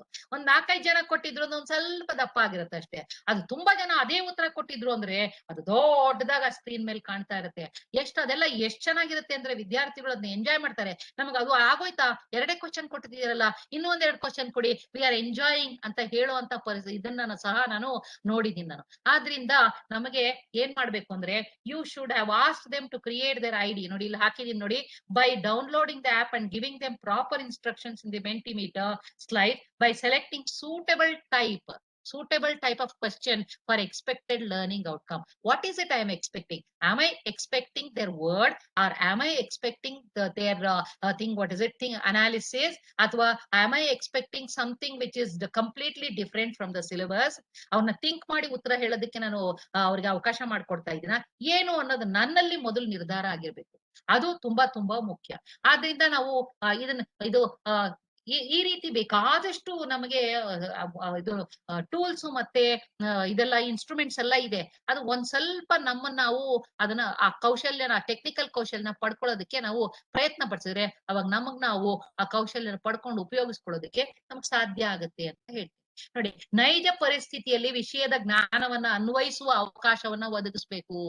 ತುಂಬಾ ನಿಜವಾದ ಪರಿಸ್ಥಿತಿಯಲ್ಲಿ ಸಣ್ಣ ಪುಟ್ಟ ಇದಂತೂ ಎಂಜಿನಿಯರಿಂಗ್ ಲೆವೆಲ್ಗಂತೂ ನಾನು ಯಾವಾಗ್ಲೂ ಹೇಳ್ತಾನೆ ಇರ್ತೀನಿ ಅವ್ರಿಗೆ, ಇವತ್ತಿನ ಪರಿಸ್ಥಿತಿಯಲ್ಲಿ ಸಣ್ಣ ಪುಟ್ಟ ವಿಚಾರಗಳಲ್ಲಿ ಅವ್ರದ್ದು ಯಾವುದೇ ಡಿಪಾರ್ಟ್ಮೆಂಟ್ ಆಗಿರ್ಲಿ, ಮೆಕ್ಯಾನಿಕಲ್ ಡಿಪಾರ್ಟ್ಮೆಂಟ್ ಆಗಿರ್ಬೋದು, ಆಟೋಮೊಬೈಲ್ ಡಿಪಾರ್ಟ್ಮೆಂಟ್ ಆಗಿರ್ಬೋದು, ಅಥವಾ CS ಕಂಪ್ಯೂಟರ್ ಸೈನ್ಸ್ ಆಗಿರ್ಬೋದು, ಕಂಪ್ಯೂಟರ್ ಇಂಜಿನಿಯರಿಂಗ್ ಆಗಿರ್ಬೋದು, ಅವರವರ ಡಿಪಾರ್ಟ್ಮೆಂಟ್ ಗೆ ತಕ್ಕಂತೆ ಅವರವರ ಸಬ್ಜೆಕ್ಟ್ಸ್ ಏನಿದೆಯೋ ಆ ಸಬ್ಜೆಕ್ಟ್ಸ್ ಗೆ ತಕ್ಕಂತೆ ಅವರಿಗೆ ರಿಯಲ್ ಟೈಮ್ ಪ್ರಾಬ್ಲಮ್ಸ್ ನ ಇಶ್ಯೂಸ್ ನ ಅವ್ರ ಮುಂದೆ ಇಡಬೇಕು. ಇಟ್ಟು ನಿಮಗೆ ಏನ್ ಅನ್ಸುತ್ತೆ, ನೀವು ಎಂಜಿನಿಯರ್ಸ್, ನಾಳೆ ಬೆಳಗ್ಗೆ ಎಂಜಿನಿಯರ್ಸ್ ಆಗಿ ಸಮಾಜಕ್ಕೆ ನಿಮ್ಮ ಕಾಣಿಕೆಯನ್ನು ಕೊಡ್ಬೇಕಾಗಿದೆ. ಅದಕ್ಕೆ ಇವತ್ತಿಂದನೇ ನೀವು ಪ್ರಯತ್ನ ಪಡ್ಬೇಕಾಗಿದೆ. ನೀವು ನೋಡಿ, ಇಂಥ ಸಿಚುಯೇಷನ್ ಅಲ್ಲಿ ನಮ್ಮ ಸುತ್ತಮುತ್ತಲು ಇಂಥ ಒಂದು ಪ್ರಾಬ್ಲಮ್ ಕಾಣ್ತಾ ಇದೆ ಅಂತ ಸಣ್ಣ ಪುಟ್ಟ ದೈನಂದಿನ ಇದು ಸಮಸ್ಯೆಗಳಾಗ್ಲಿ ಅಥವಾ ನಮ್ಮ ಸುತ್ತಮುತ್ತಲು ಕಾಣಿಸ್ತಿರೋ ಸಮಸ್ಯೆಗಳಾಗ್ಲಿ ಅವುಗಳನ್ನ ಅವ್ರು ಮುಂದಿಟ್ಟು ನಿಮ್ಗೆ ಏನನ್ಸುತ್ತೆ, ಯಾವ ರೀತಿ ನೀವು ಇದನ್ನ ಜಡ್ಜ್ ಮಾಡ್ತೀರಾ, ಯಾವ ರೀತಿ ಅನಲೈಸ್ ಮಾಡ್ತೀರಾ, ಯಾವ ರೀತಿ ಪ್ರಾಬಬಲ್ ಸೊಲ್ಯೂಷನ್ ಬರ್ಬೋದು ನಿಮ್ಮಿಂದ ಅಂತ ಅವ್ರಿಗೆ ಅದಕ್ಕೆ ತಕ್ಕಂಗೆ ಆ ಸಬ್ಜೆಕ್ಟ್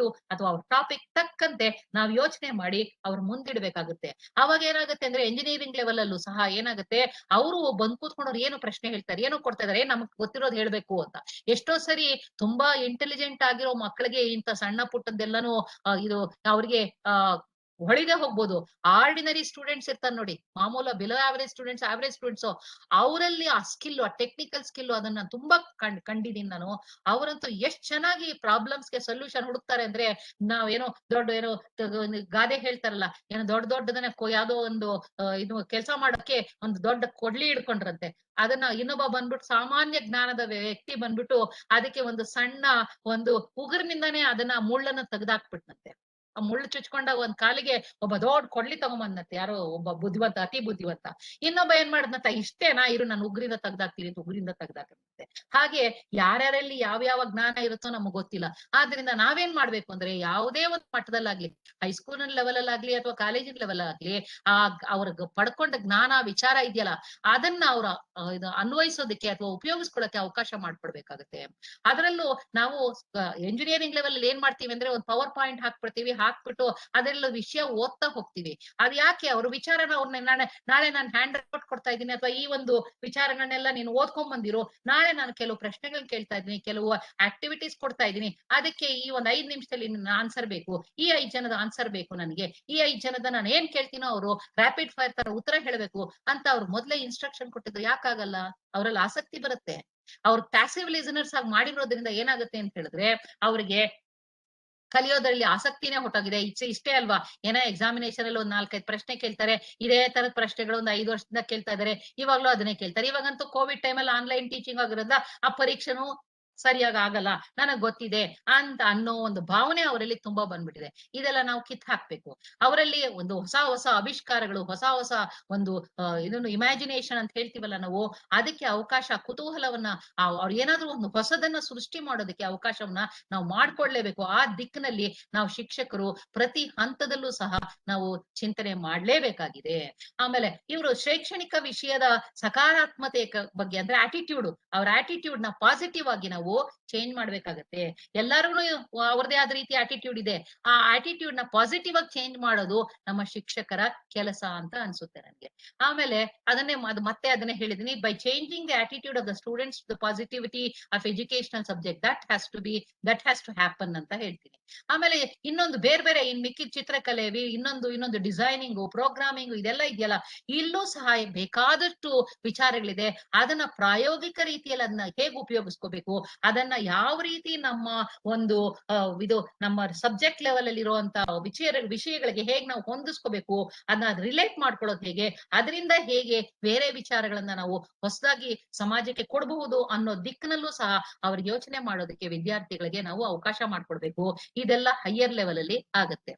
ಆಮೇಲೆ ಇನ್ನೊಂದೇನಪ್ಪಾ ಅಂತ ಹೇಳಿದ್ರೆ, by developing various types of practical skills required in painting, designing. ಮತ್ತೆ ಮೊನ್ನೆ ಏನೋ ಒಂದು ನೋಡ್ತಾ ಇದ್ದೆ ನಾನು, ಅದು ಪೇಂಟಿಂಗ್ ಅಲ್ಲಿ ಏನಂತ ಹೇಳಿದ್ರೆ ನಾವು ಎಲ್ಲ ಕೈಯಲ್ಲೇ ಪೇಂಟ್ ಮಾಡೋದು ನೋಡಿರ್ತೀವಿ. ಅಂದ್ರೆ ಕೈಯಲ್ಲಿ ಅಂತ ಹೇಳಿದ್ರೆ ಒಂದು ಬ್ರಷ್ ಹಿಡ್ಕೊಂಡು ಪೇಂಟ್ ಮಾಡೋದು, ಒಂದು ಬಿಲ್ಡಿಂಗ್ ಪೇಂಟ್ ಮಾಡೋದು, ಒಂದ್ ಸಣ್ಣ ಡ್ರಾಯಿಂಗ್ ಇಂದ ಹಿಡ್ಕೊಂಡು ಪೇಂಟಿಂಗ್ ಅಂದ್ರೆ ಬಿಲ್ಡಿಂಗ್ ಪೇಂಟ್ ಮಾಡೋದು ಆಗತ್ತಲ್ಲ. ಅಲ್ಲಿ ಆ ಪೇಂಟ್ ಮಾಡೋದಕ್ಕೆ 10ನೇ ಫ್ಲೋರ್ ಅಲ್ಲಿ ಇದ್ರೆ 12ನೇ ಫ್ಲೋರ್ ಅಲ್ಲಿ ಇದ್ರೆ ಹೇಗಪ್ಪ ಪೇಂಟ್ ಮಾಡ್ಸೋದು? ಅದಕ್ಕೆ ಯಾಕೆ ನಾವು ಒಂದು ಏನಾದ್ರೂ ಒಂದು ಹೊಸ ಗ್ಯಾಜೆಟ್ ತಗೊಂಡ್ಬಿಡ್ಬಾರ್ದು? ಆ ಗ್ಯಾಜೆಟ್ ಇಂದ ಈಸಿಯಾಗಿ ಯಾವುದೇ ರಿಸ್ಕ್ ಇಲ್ದೆ ಯಾಕೆ ಪೇಂಟ್ ಮಾಡಬಾರ್ದು? ಪೇಂಟ್ ಮಾಡೋದಕ್ಕೆ ನಾವ್ ಯಾಕೆ ಥಿಂಕ್ ಮಾಡಬಾರ್ದು ಅನ್ನೋ ಯೋಚನೆಯನ್ನ ನಾನು ಯಾವ್ದೋ ನೋಡ್ತಾ ಇದ್ದಾಗ ನಿಜವಾಗ್ಲೂ ಸರಿ ನೋಡಿ ಯಾವ್ಯಾವ ರೀತಿಯಲ್ಲಿ ಯೋಚನೆ ಮಾಡ್ತಾ ಇದಾರೆ ಸ್ಟೂಡೆಂಟ್ಸ್ ಅಂತ ಅನ್ನಿಸ್ತು. ಅದಕ್ಕೆ ಅವ್ರದೇ ಆದ ಡಿಸೈನ್, ಅದಕ್ಕೆ ಅವ್ರದೇ ಆದ ಪ್ರೋಗ್ರಾಮಿಂಗ್ ಮಾಡ್ಕೊಂಡು ಅದನ್ನ ನಾವು ಪ್ರಪಂಚಕ್ಕೆ ಕೊಡೋದಕ್ಕೆ ಯಾತಕ್ಕೆ ನಾವು ಅವ್ರ ಸಹಾಯ ಮಾಡಬಾರ್ದು? ನಾವು ಅವರಿಗಿಂತ ಹೆಚ್ಚು ಬುದ್ಧಿವಂತರು ಅಂತ ಹೇಳ್ಕೊಂಡಾಗ ಶಿಕ್ಷಕರಾಗಿ ನಾವು ಶಿಕ್ಷಕರು ಅವ್ರಿಗೆ ಒಂದು ದಾರಿ ತೋರಿಸ್ಬೇಕಲ್ವಾ ನಾವು? ಯಾವಾಗ್ಲೂ ಆ ದಿಕ್ಕಿನಲ್ಲಿ ಯೋಚನೆ ಮಾಡಿ ನೀವು. ಆಮೇಲೆ ವಿವಿಧ ರೀತಿ ಪ್ರಾಯೋಗಿಕ ಕೌಶಲ್ಯಗಳನ್ನ ಅಭಿವೃದ್ಧಿ ಪಡಿಸ್ಬೇಕು ಅಂತ ನಾನು ಹೇಳಿದೆ ನಿಮ್ಗೆ. ಆಮೇಲೆ ಇಲ್ಲೊಂದ್ ಸಣ್ಣ ಎಕ್ಸಾಂಪಲ್ ಕೊಟ್ಟಿದ್ದಾರೆ. ಎಸ್ ಸಾರಿ ಮೇಡಮ್, ಇಂಟರಪ್ಟ್ ಮಾಡ್ತಾರೆ. ಇನ್ನು 20 ಮಿನಿಟ್ಸ್ ಇದೆ. ಐ ನೋ ತುಂಬಾ ಇನ್ನೂ ಇಂಟ್ರೆಸ್ಟಿಂಗ್ ಇನ್ಫಾರ್ಮೇಶನ್ ಇದೆ. ಹೌದು, ಸ್ವಲ್ಪ ಥ್ಯಾಂಕ್ ಯು. ಆದಷ್ಟು ಪ್ರಯತ್ನ ಪಡ್ತೀನಿ. ಓಕೆ. ಈಗ ಇಲ್ಲೊಂದ್ ಸಣ್ಣ ಎಕ್ಸಾಂಪಲ್ ಕೊಟ್ಟಿದ್ದೀನಿ. ಮುಂದೆ ನಂಗೆ ಹೇಳೋದು ಏನಾಗುತ್ತೆ ಅಂತ ಹೇಳಿದ್ರೆ, ಕೆಲವು ವಿಚಾರಗಳನ್ನ ಇಲ್ಲೇ ಹೇಳಿರೋದ್ರಿಂದ ಮುಂದಿನ ಸ್ಲೈಡ್ಸ್ ಬರೀ ತೋರ್ಸೋದ ತರ ಆಗುತ್ತೆ. ಆದ್ರಿಂದ ನಾನು ಯಾಕೆಂದ್ರೆ ಇಲ್ಲಿ ವಿಚಾರ ಹೇಳ್ತಾ ಇರೋದ್ರಿಂದ ಹೇಗೆ ಉಪಯೋಗಿಸ್ಕೋಬಹುದು ಅಂತ ಮುಂದಿನ ಸ್ಲೈಡ್ಸ್ ಬರೀ ತೋರ್ಸಿದ್ರೆ ಅವ್ರಿಗೆ ಅರ್ಥ ಆಗುತ್ತೆ, ಅವರಾಗ ತಿಳ್ಕೊಳಕ್ ಸಾಧ್ಯ ಆಗತ್ತೆ ಅನ್ನೋ ಒಂದು ಇಲ್ಲೊಂದ್ ಸ್ವಲ್ಪ ಟೈಮ್ ತಗೋತಾ ಇದೆ. ಇಲ್ಲೊಂದು ಉದಾಹರಣೆ ನೋಡಿ. 2 electrical circuits are diagrammed below. For each circuit indicate which 2 devices are connected in series and which 2 devices are connected in parallel ಅಂತ. ಅಂದ್ರೆ ನಾವು ಇದು ಹಿಂಗಾಗತ್ತೆ ಅಂತ ನಾವೇ ಹೇಳೋದ್ ಬದಲು ಅವ್ರನ್ನ ಮಾಡ್ಬಿಟ್ಟು ಅದನ್ನ ಕನೆಕ್ಟಿವಿಟಿ ಕೊಡಿ. ಅಥವಾ ಇನ್ನೇನೋ ಒಂದು ಸರ್ಕ್ಯೂಟ್ ನಿಮ್ಗೆ ಏನಾದ್ರು ಹೊಸದಾಗಿ ಏನಾದ್ರು ಬರುತ್ತಾ, ಹೊಸ ಸರ್ಕ್ಯೂಟ್ ಯಾಕೆ ಪ್ರೋಗ್ರಾಮ್ ಮಾಡಬಾರ್ದು? ಅಥವಾ ಹೊಸದಕ್ಕೆ ಇಲ್ಲಿ ಏನಾದ್ರು ಪ್ರಾಬ್ಲಮ್ ಇತ್ತು ಅಂದ್ರೆ ಆ ಹೊಸದಕ್ಕೆ ಹೊಸ ಒಂದು ಇದನ್ನ ಯೋಚನೆ ಯಾಕೆ ಮಾಡಬಾರ್ದು, ಡಿಸೈನ್ ಯೋಚನೆ ಯಾಕೆ ಮಾಡಬಾರ್ದು ಅನ್ನೋ ರೀತಿಯಲ್ಲಿ ನಾವು ಅವ್ರಿಗೆ ತಿಳಿಸ್ಕೊಡಕ್ಕೆ ಸಾಧ್ಯ ಆಗುತ್ತೆ. ನೋಡಿ ಇಲ್ಲಿ ಕೆಳಗಡೆನೂ ಅಷ್ಟೇ ಎಷ್ಟು ಚೆನ್ನಾಗಿ ನೀಟಾಗಿ ಕೊಟ್ಟಿದೆ. ಇನ್ ಸೀರೀಸ್, ಇನ್ ಪ್ಯಾರಲಲ್, ಇದು ಕ್ಲಿಯರ್ ಆಗಿ ಕೊಟ್ಟಿದೆ. ಈ ಕಡೆ ಒಂದು ಈ ಕಡೆ ಒಂದು ಅಂತ. ಅಂದ್ರೆ ಆ ಎರಡು ಕಂಪೇರ್ ಮಾಡಿ ವಿದ್ಯಾರ್ಥಿ at the engineering level he has to come up with the answer. He cannot blindly say this is it unless he is very good in I think very good knowledge he has got in the subject. ಆಯ್ತಾ? ಇನ್ ಮಿಕ್ಕಿದವ್ರು ಯೋಚನೆ ಮಾಡ್ತಾರೆ ಹೇಗಾಗಿದೆ, ಎಲ್ಲವೂ ಒಂದೇ ತರ ಕಾಣಿಸ್ಬೋದು ಕೆಲವರಿಗೆ. ಅದರಲ್ಲೂ average, below average, above average students ಗೆ ಅವ್ರವ್ರದೇ ಆದ ರೀತಿಯಲ್ಲಿ ಯೋಚನೆ ಮಾಡ್ತಾರೆ. ಈ ತರದ ಅವಕಾಶ ನಾವ್ ಯಾಕೆ ಮಾಡ್ಕೊಡ್ಬಾರ್ದು ಅಂತ ಅನ್ನಿಸ್ತು. ಇಲ್ಲಿ ಡ್ರಾಯಿಂಗ್ ನಾನೇ ಕೊಟ್ಟಿದ್ದೀನಿ. ಈಗ ಕೆಲವು ಸರಿ ಡೇಟಾ ಕೊಟ್ಬಿಟ್ಟು ಆ ಡೇಟಾ ತಕ್ಕಂತೆ ನೀವ್ ಯಾಕೆ ಒಂದು ಡಿಸೈನ್ ಮಾಡಬಾರ್ದು, ನೀವ್ ಯಾಕೆ ಒಂದು ಡ್ರಾಯಿಂಗ್ ಮಾಡಬಾರ್ದು, ಆ ಡ್ರಾಯಿಂಗ್ ಎಷ್ಟರ ಮಟ್ಟಿಗೆ ಸರಿ ಇದೆ ಅಂತ ನಿಮ್ಮಲ್ಲೇ ಯಾಕೆ ಅನಾಲಿಸಿಸ್ ಮಾಡ್ಬೋದು. ಈ ಗ್ರೂಪ್ ಇಂದ ಆ ಗ್ರೂಪ್ ಕೊಡು, ಆ ಗ್ರೂಪ್ ಇಂದ ಈ ಗ್ರೂಪ್ ಕೊಡು. ಅದು ಸಾಧ್ಯ ಆಗುತ್ತೆ, ಆನ್ಲೈನ್ ಅಲ್ಲೇ ಸಾಧ್ಯ ಆಗುತ್ತೆ. ಇದೆಲ್ಲ ಸಾಧ್ಯ ಎಲ್ಲಾಗುತ್ತೆ ಅಂದ್ರೆ mural.com ಅಲ್ಲಿ ಆಗುತ್ತೆ. mural.com ಅಲ್ಲಿ ಆ ವೈಟ್ ಬೋರ್ಡ್ ಮೇಲೆ ಅವ್ರು ಬಂದು ಅಲ್ಲೇ ಅವರ ಡ್ರಾಯಿಂಗ್ ಮುಖಾಂತರ ಒಬ್ಬ ಒಂದು ಲೈನ್ ಹೇಳಿದ್ರೆ ಇನ್ನೊಬ್ಬ ಇನ್ನೊಂದು ಲೈನ್ ನ ಅದಕ್ಕೆ ಆಡ್ ಮಾಡಿ this is my contribution, this is how you can improvise ಅನ್ನೋದನ್ನ ಕಲೆಕ್ಟಿವ್ ಆಗಿ ಮಾಡಿ ಒಂದು ಹೊಸ ಡಿಸೈನ್ ಅನ್ನ ಕೊಡೋದಕ್ಕೆ mural.com ಅಲ್ಲಿ ಅದಕ್ಕೆ ತುಂಬಾ ಅವಕಾಶ ಇದೆ. ಆದ್ರಿಂದ mural.com ಕೂಡ ನಾವು ಡೌನ್ಲೋಡ್ ಮಾಡ್ಕೊಂಡ್ರೆ ಅಲ್ಲೂ ಅಷ್ಟೇ ಆಪ್ಷನ್ಸ್ ತುಂಬಾ ಇದೆ. ಯಾವ ಆಪ್ಷನ್ ಯಾವ ಸಬ್ಜೆಕ್ಟ್ಗೆ ಯಾವ ಟಾಪಿಕ್ಗೆ ಅದು ಉಪಯೋಗ ಆಗುತ್ತೆ ಅನ್ನೋದನ್ನ ನಾವು ಶಿಕ್ಷಕರು ಒಂದ್ ಸ್ವಲ್ಪ ಕಲ್ತ್ಕೋಬೇಕಾಗತ್ತೆ. ಇವಾಗ ನಾವು ಬೇರೆ ದಾರಿ ಇಲ್ಲ, ನಮ್ಗೆ ಆನ್ಲೈನ್ ಬಂದಿರೋದ್ರಿಂದ ನಾವು ಕಲಿಲೇಬೇಕಾಗಿದೆ, ಚಾಲೆಂಜ್ ಆಗಿ ತಗೋಬೇಕಾಗಿದೆ, ಅದನ್ನ ತಗೊಂಡು ಮುಂದುವರಿಲೇಬೇಕಾಗಿದೆ. ನಮ್ಮ ವಿದ್ಯಾರ್ಥಿಗಳಿಗೆ ಅವ್ರು ಬೇಕಾದ ಜ್ಞಾನವನ್ನ ಕೊಡ್ಲೇಬೇಕಾಗಿದೆ, ಅವ್ರ ಕೌಶಲ್ಯಗಳನ್ನ ಕೊಡ್ಲೇಬೇಕಾಗಿದೆ. ನೋಡಿ ಇದೆಲ್ಲ ಏನ್ ಹೇಳುತ್ತಪ್ಪ ಅಂದ್ರೆ, ಶಿಕ್ಷಕರು ನಾವು ಯಾವ್ದಕ್ಕೆ ರೆಡಿ ಆಗ್ಬೇಕು ಅಂದ್ರೆ ಆಕ್ಟಿವಿಟಿ ಬೇಸ್ಡ್ ಲರ್ನಿಂಗ್. ನೋಡಿ ಇದು ತುಂಬಾ ಪ್ರೈಮರಿಲಿ ಇದು ಉಪಯೋಗ ಆಗುತ್ತೆ. ಆಮೇಲೆ next learning through resources R material gadgets, ಇದು ಪ್ರೈಮರಿಲೂ ಉಪಯೋಗ ಆಗುತ್ತೆ, ಮಿಡಲ್ ಸ್ಕೂಲ್ ಅಲ್ಲೂ ಉಪಯೋಗ ಆಗುತ್ತೆ. NEP ಕೂಡ ಏನ್ ಹೇಳುತ್ತೆ ಅಂತ ಹೇಳಿದ್ರೆ ಅವರಿಗೆ ಸಾಕಷ್ಟು ಚಟುವಟಿಕೆಗಳ ಮುಖಾಂತರ ಪ್ರಿಪರೇಟರಿ ಸ್ಟೇಜ್, ಫೌಂಡೇಶನಲ್ ಸ್ಟೇಜ್ ಅಲ್ಲಿ ಅವರಿಗೆ ಚಟುವಟಿಕೆ ಕೊಡ್ತಾ ಹೋಗಿ ಆ ಚಟುವಟಿಕೆಗಳು ಕೊಟ್ಟು ಅವ್ರ ಜ್ಞಾನವನ್ನ ಅವರೇ ಪಡ್ಕೋಬೇಕು, ಅವ್ರ ಕನ್ಸ್ಟ್ರಕ್ಟ್ ಮಾಡ್ಕೋಬೇಕು, ರಚಿಸ್ಕೋಬೇಕು ಅಂತ ಹೇಳ್ತಾ ಇರದೆ.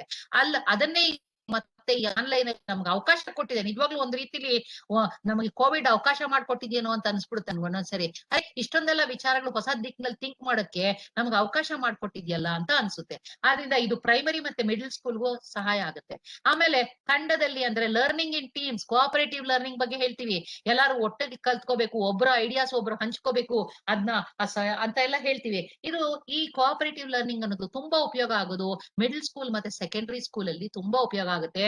ಸಬ್ಜೆಕ್ಟ್ ವೈಸ್ ಆಗಿ ಯಾವ್ದು ಲ್ಯಾಂಗ್ವೇಜ್ ಆಗಿರ್ಬೋದು, ಸೈನ್ಸ್ ಆಗಿರ್ಬೋದು, ಮ್ಯಾಥಮೆಟಿಕ್ಸ್ ಆಗಿರ್ಬೋದು, ಸೋಷಿಯಲ್ ಸೈನ್ಸ್ ಆಗಿರ್ಬೋದು, ಯಾವುದೇ ಆಗ್ಲಿ ಅಲ್ಲಿ ಕೋಆಪರೇಟಿವ್ ಲರ್ನಿಂಗ್ ಟೆಕ್ನಿಕ್ ಇಂದ ಅವರಿಗೆ ಕಲಿಯೋದಿಕ್ಕೆ, ನಾವು ಗ್ರೂಪ್ ಅಲ್ಲಿ ಕಲಿಯೋದಿಕ್ಕೆ ಅವಕಾಶ ಮಾಡಬೇಕು. ಈ ಗ್ರೂಪ್ ಅಲ್ಲಿ ಕಲಿಯೋದಿಕ್ಕೆ ಅಂದ್ರೆ ಎದುರು ಇಲ್ವಲ್ಲ ಮೇಡಮ್ ಅಂತ ಯಾರಾದ್ರೂ ಪ್ರಶ್ನೆ ಕೇಳ್ಬೋದು. ಆದ್ರೆ ಇವಾಗ ಕೆಲವು ಆಪ್ಸ್ ಅಲ್ಲಿ ಬೋರ್ಡ್ ರೂಮ್ಸ್ ಅಂತ ಇದೆ, discussion rooms. Number 1 discussion room ನೀವು ನೀವು ವರ್ಚುವಲ್ ಆಗಿ ಅಲ್ಲಿ ಸೇರ್ಕೊಂಡು ನೀವೆಲ್ಲ ಡಿಸ್ಕಸ್ ಮಾಡಿ ನಮಗೆ ಹೇಳ್ಬೋದು ಅನ್ನೋದು ಕೂಡ ಅದು ಆ ಬೋರ್ಡ್ ರೂಮ್ಸ್ ಇದೆ, ಗೊತ್ತಾಯ್ತಾ? ಆ ಬೋರ್ಡ್ ರೂಮ್ಸ್ ಮತ್ತೆ ಡಿಸ್ಕಷನ್ ರೂಮ್ಸ್ ಅಥವಾ ಟೀಮ್ಸ್ ಅಂತ ಹೇಳ್ತೀವಿ. ಅದರಲ್ಲೆಲ್ಲಾನು ಅವರು ಆನ್ಲೈನ್ ಅಲ್ಲೇ ಗುಂಪಲ್ಲಿ ಸೇರ್ಕೊಂಡು ಅವ್ರದೇ ಆದ ರೀತಿಯ ಚರ್ಚೆ ಮಾಡಿ ಆ ಚರ್ಚೆಯನ್ನ ಯಾರಾದ್ರೂ ಒಬ್ರು ಸ್ಪೋಕ್ಸ್ ಪರ್ಸನ್ ಆಗಿ ಅದನ್ನ ಅವ್ರು ಮುಂಡಿಸ್ಬೋದು. ಇಲ್ದವ್ರು ಅವರಲ್ಲೂ ಸಹ ವೈಟ್ ಬೋರ್ಡ್ ಮುಖಾಂತರ ಬಂದು ಅವರ ಐಡಿಯಾಸ್ ನ ಅಲ್ಲಲ್ಲೇ ವೈಟ್ ಬೋರ್ಡ್ ಅಲ್ಲಿ mural.com ಅಲ್ಲಿ ಆ ವೈಟ್ ಬೋರ್ಡ್ ಮೇಲೆ ಅವ್ರು ಎಂಟರ್ ಮಾಡ್ಬೋದು. ವಿತ್ ಇನ್ ಸೆಕೆಂಡ್ಸ್, ಒಂದೇ ನಿಮಿಷ ಕೊಟ್ರು ಸಾಕು. ಆ ಒಂದೇ ನಿಮಿಷದಲ್ಲಿ ಅವರ ಒಬ್ರಾದ್ಮೇಲೆ ಒಬ್ರು ಎಂಟರ್ ಮಾಡ್ತಾ ಹೋಗ್ಬೋದು ಪಾಯಿಂಟ್ಸ್ ನ. ಒಬ್ರಾದ್ಮೇಲೆ ಒಬ್ರು ಹೊಸ ಡಿಸೈನ್ ತಗೊಂಡ್ಬರ್ಬೋದು.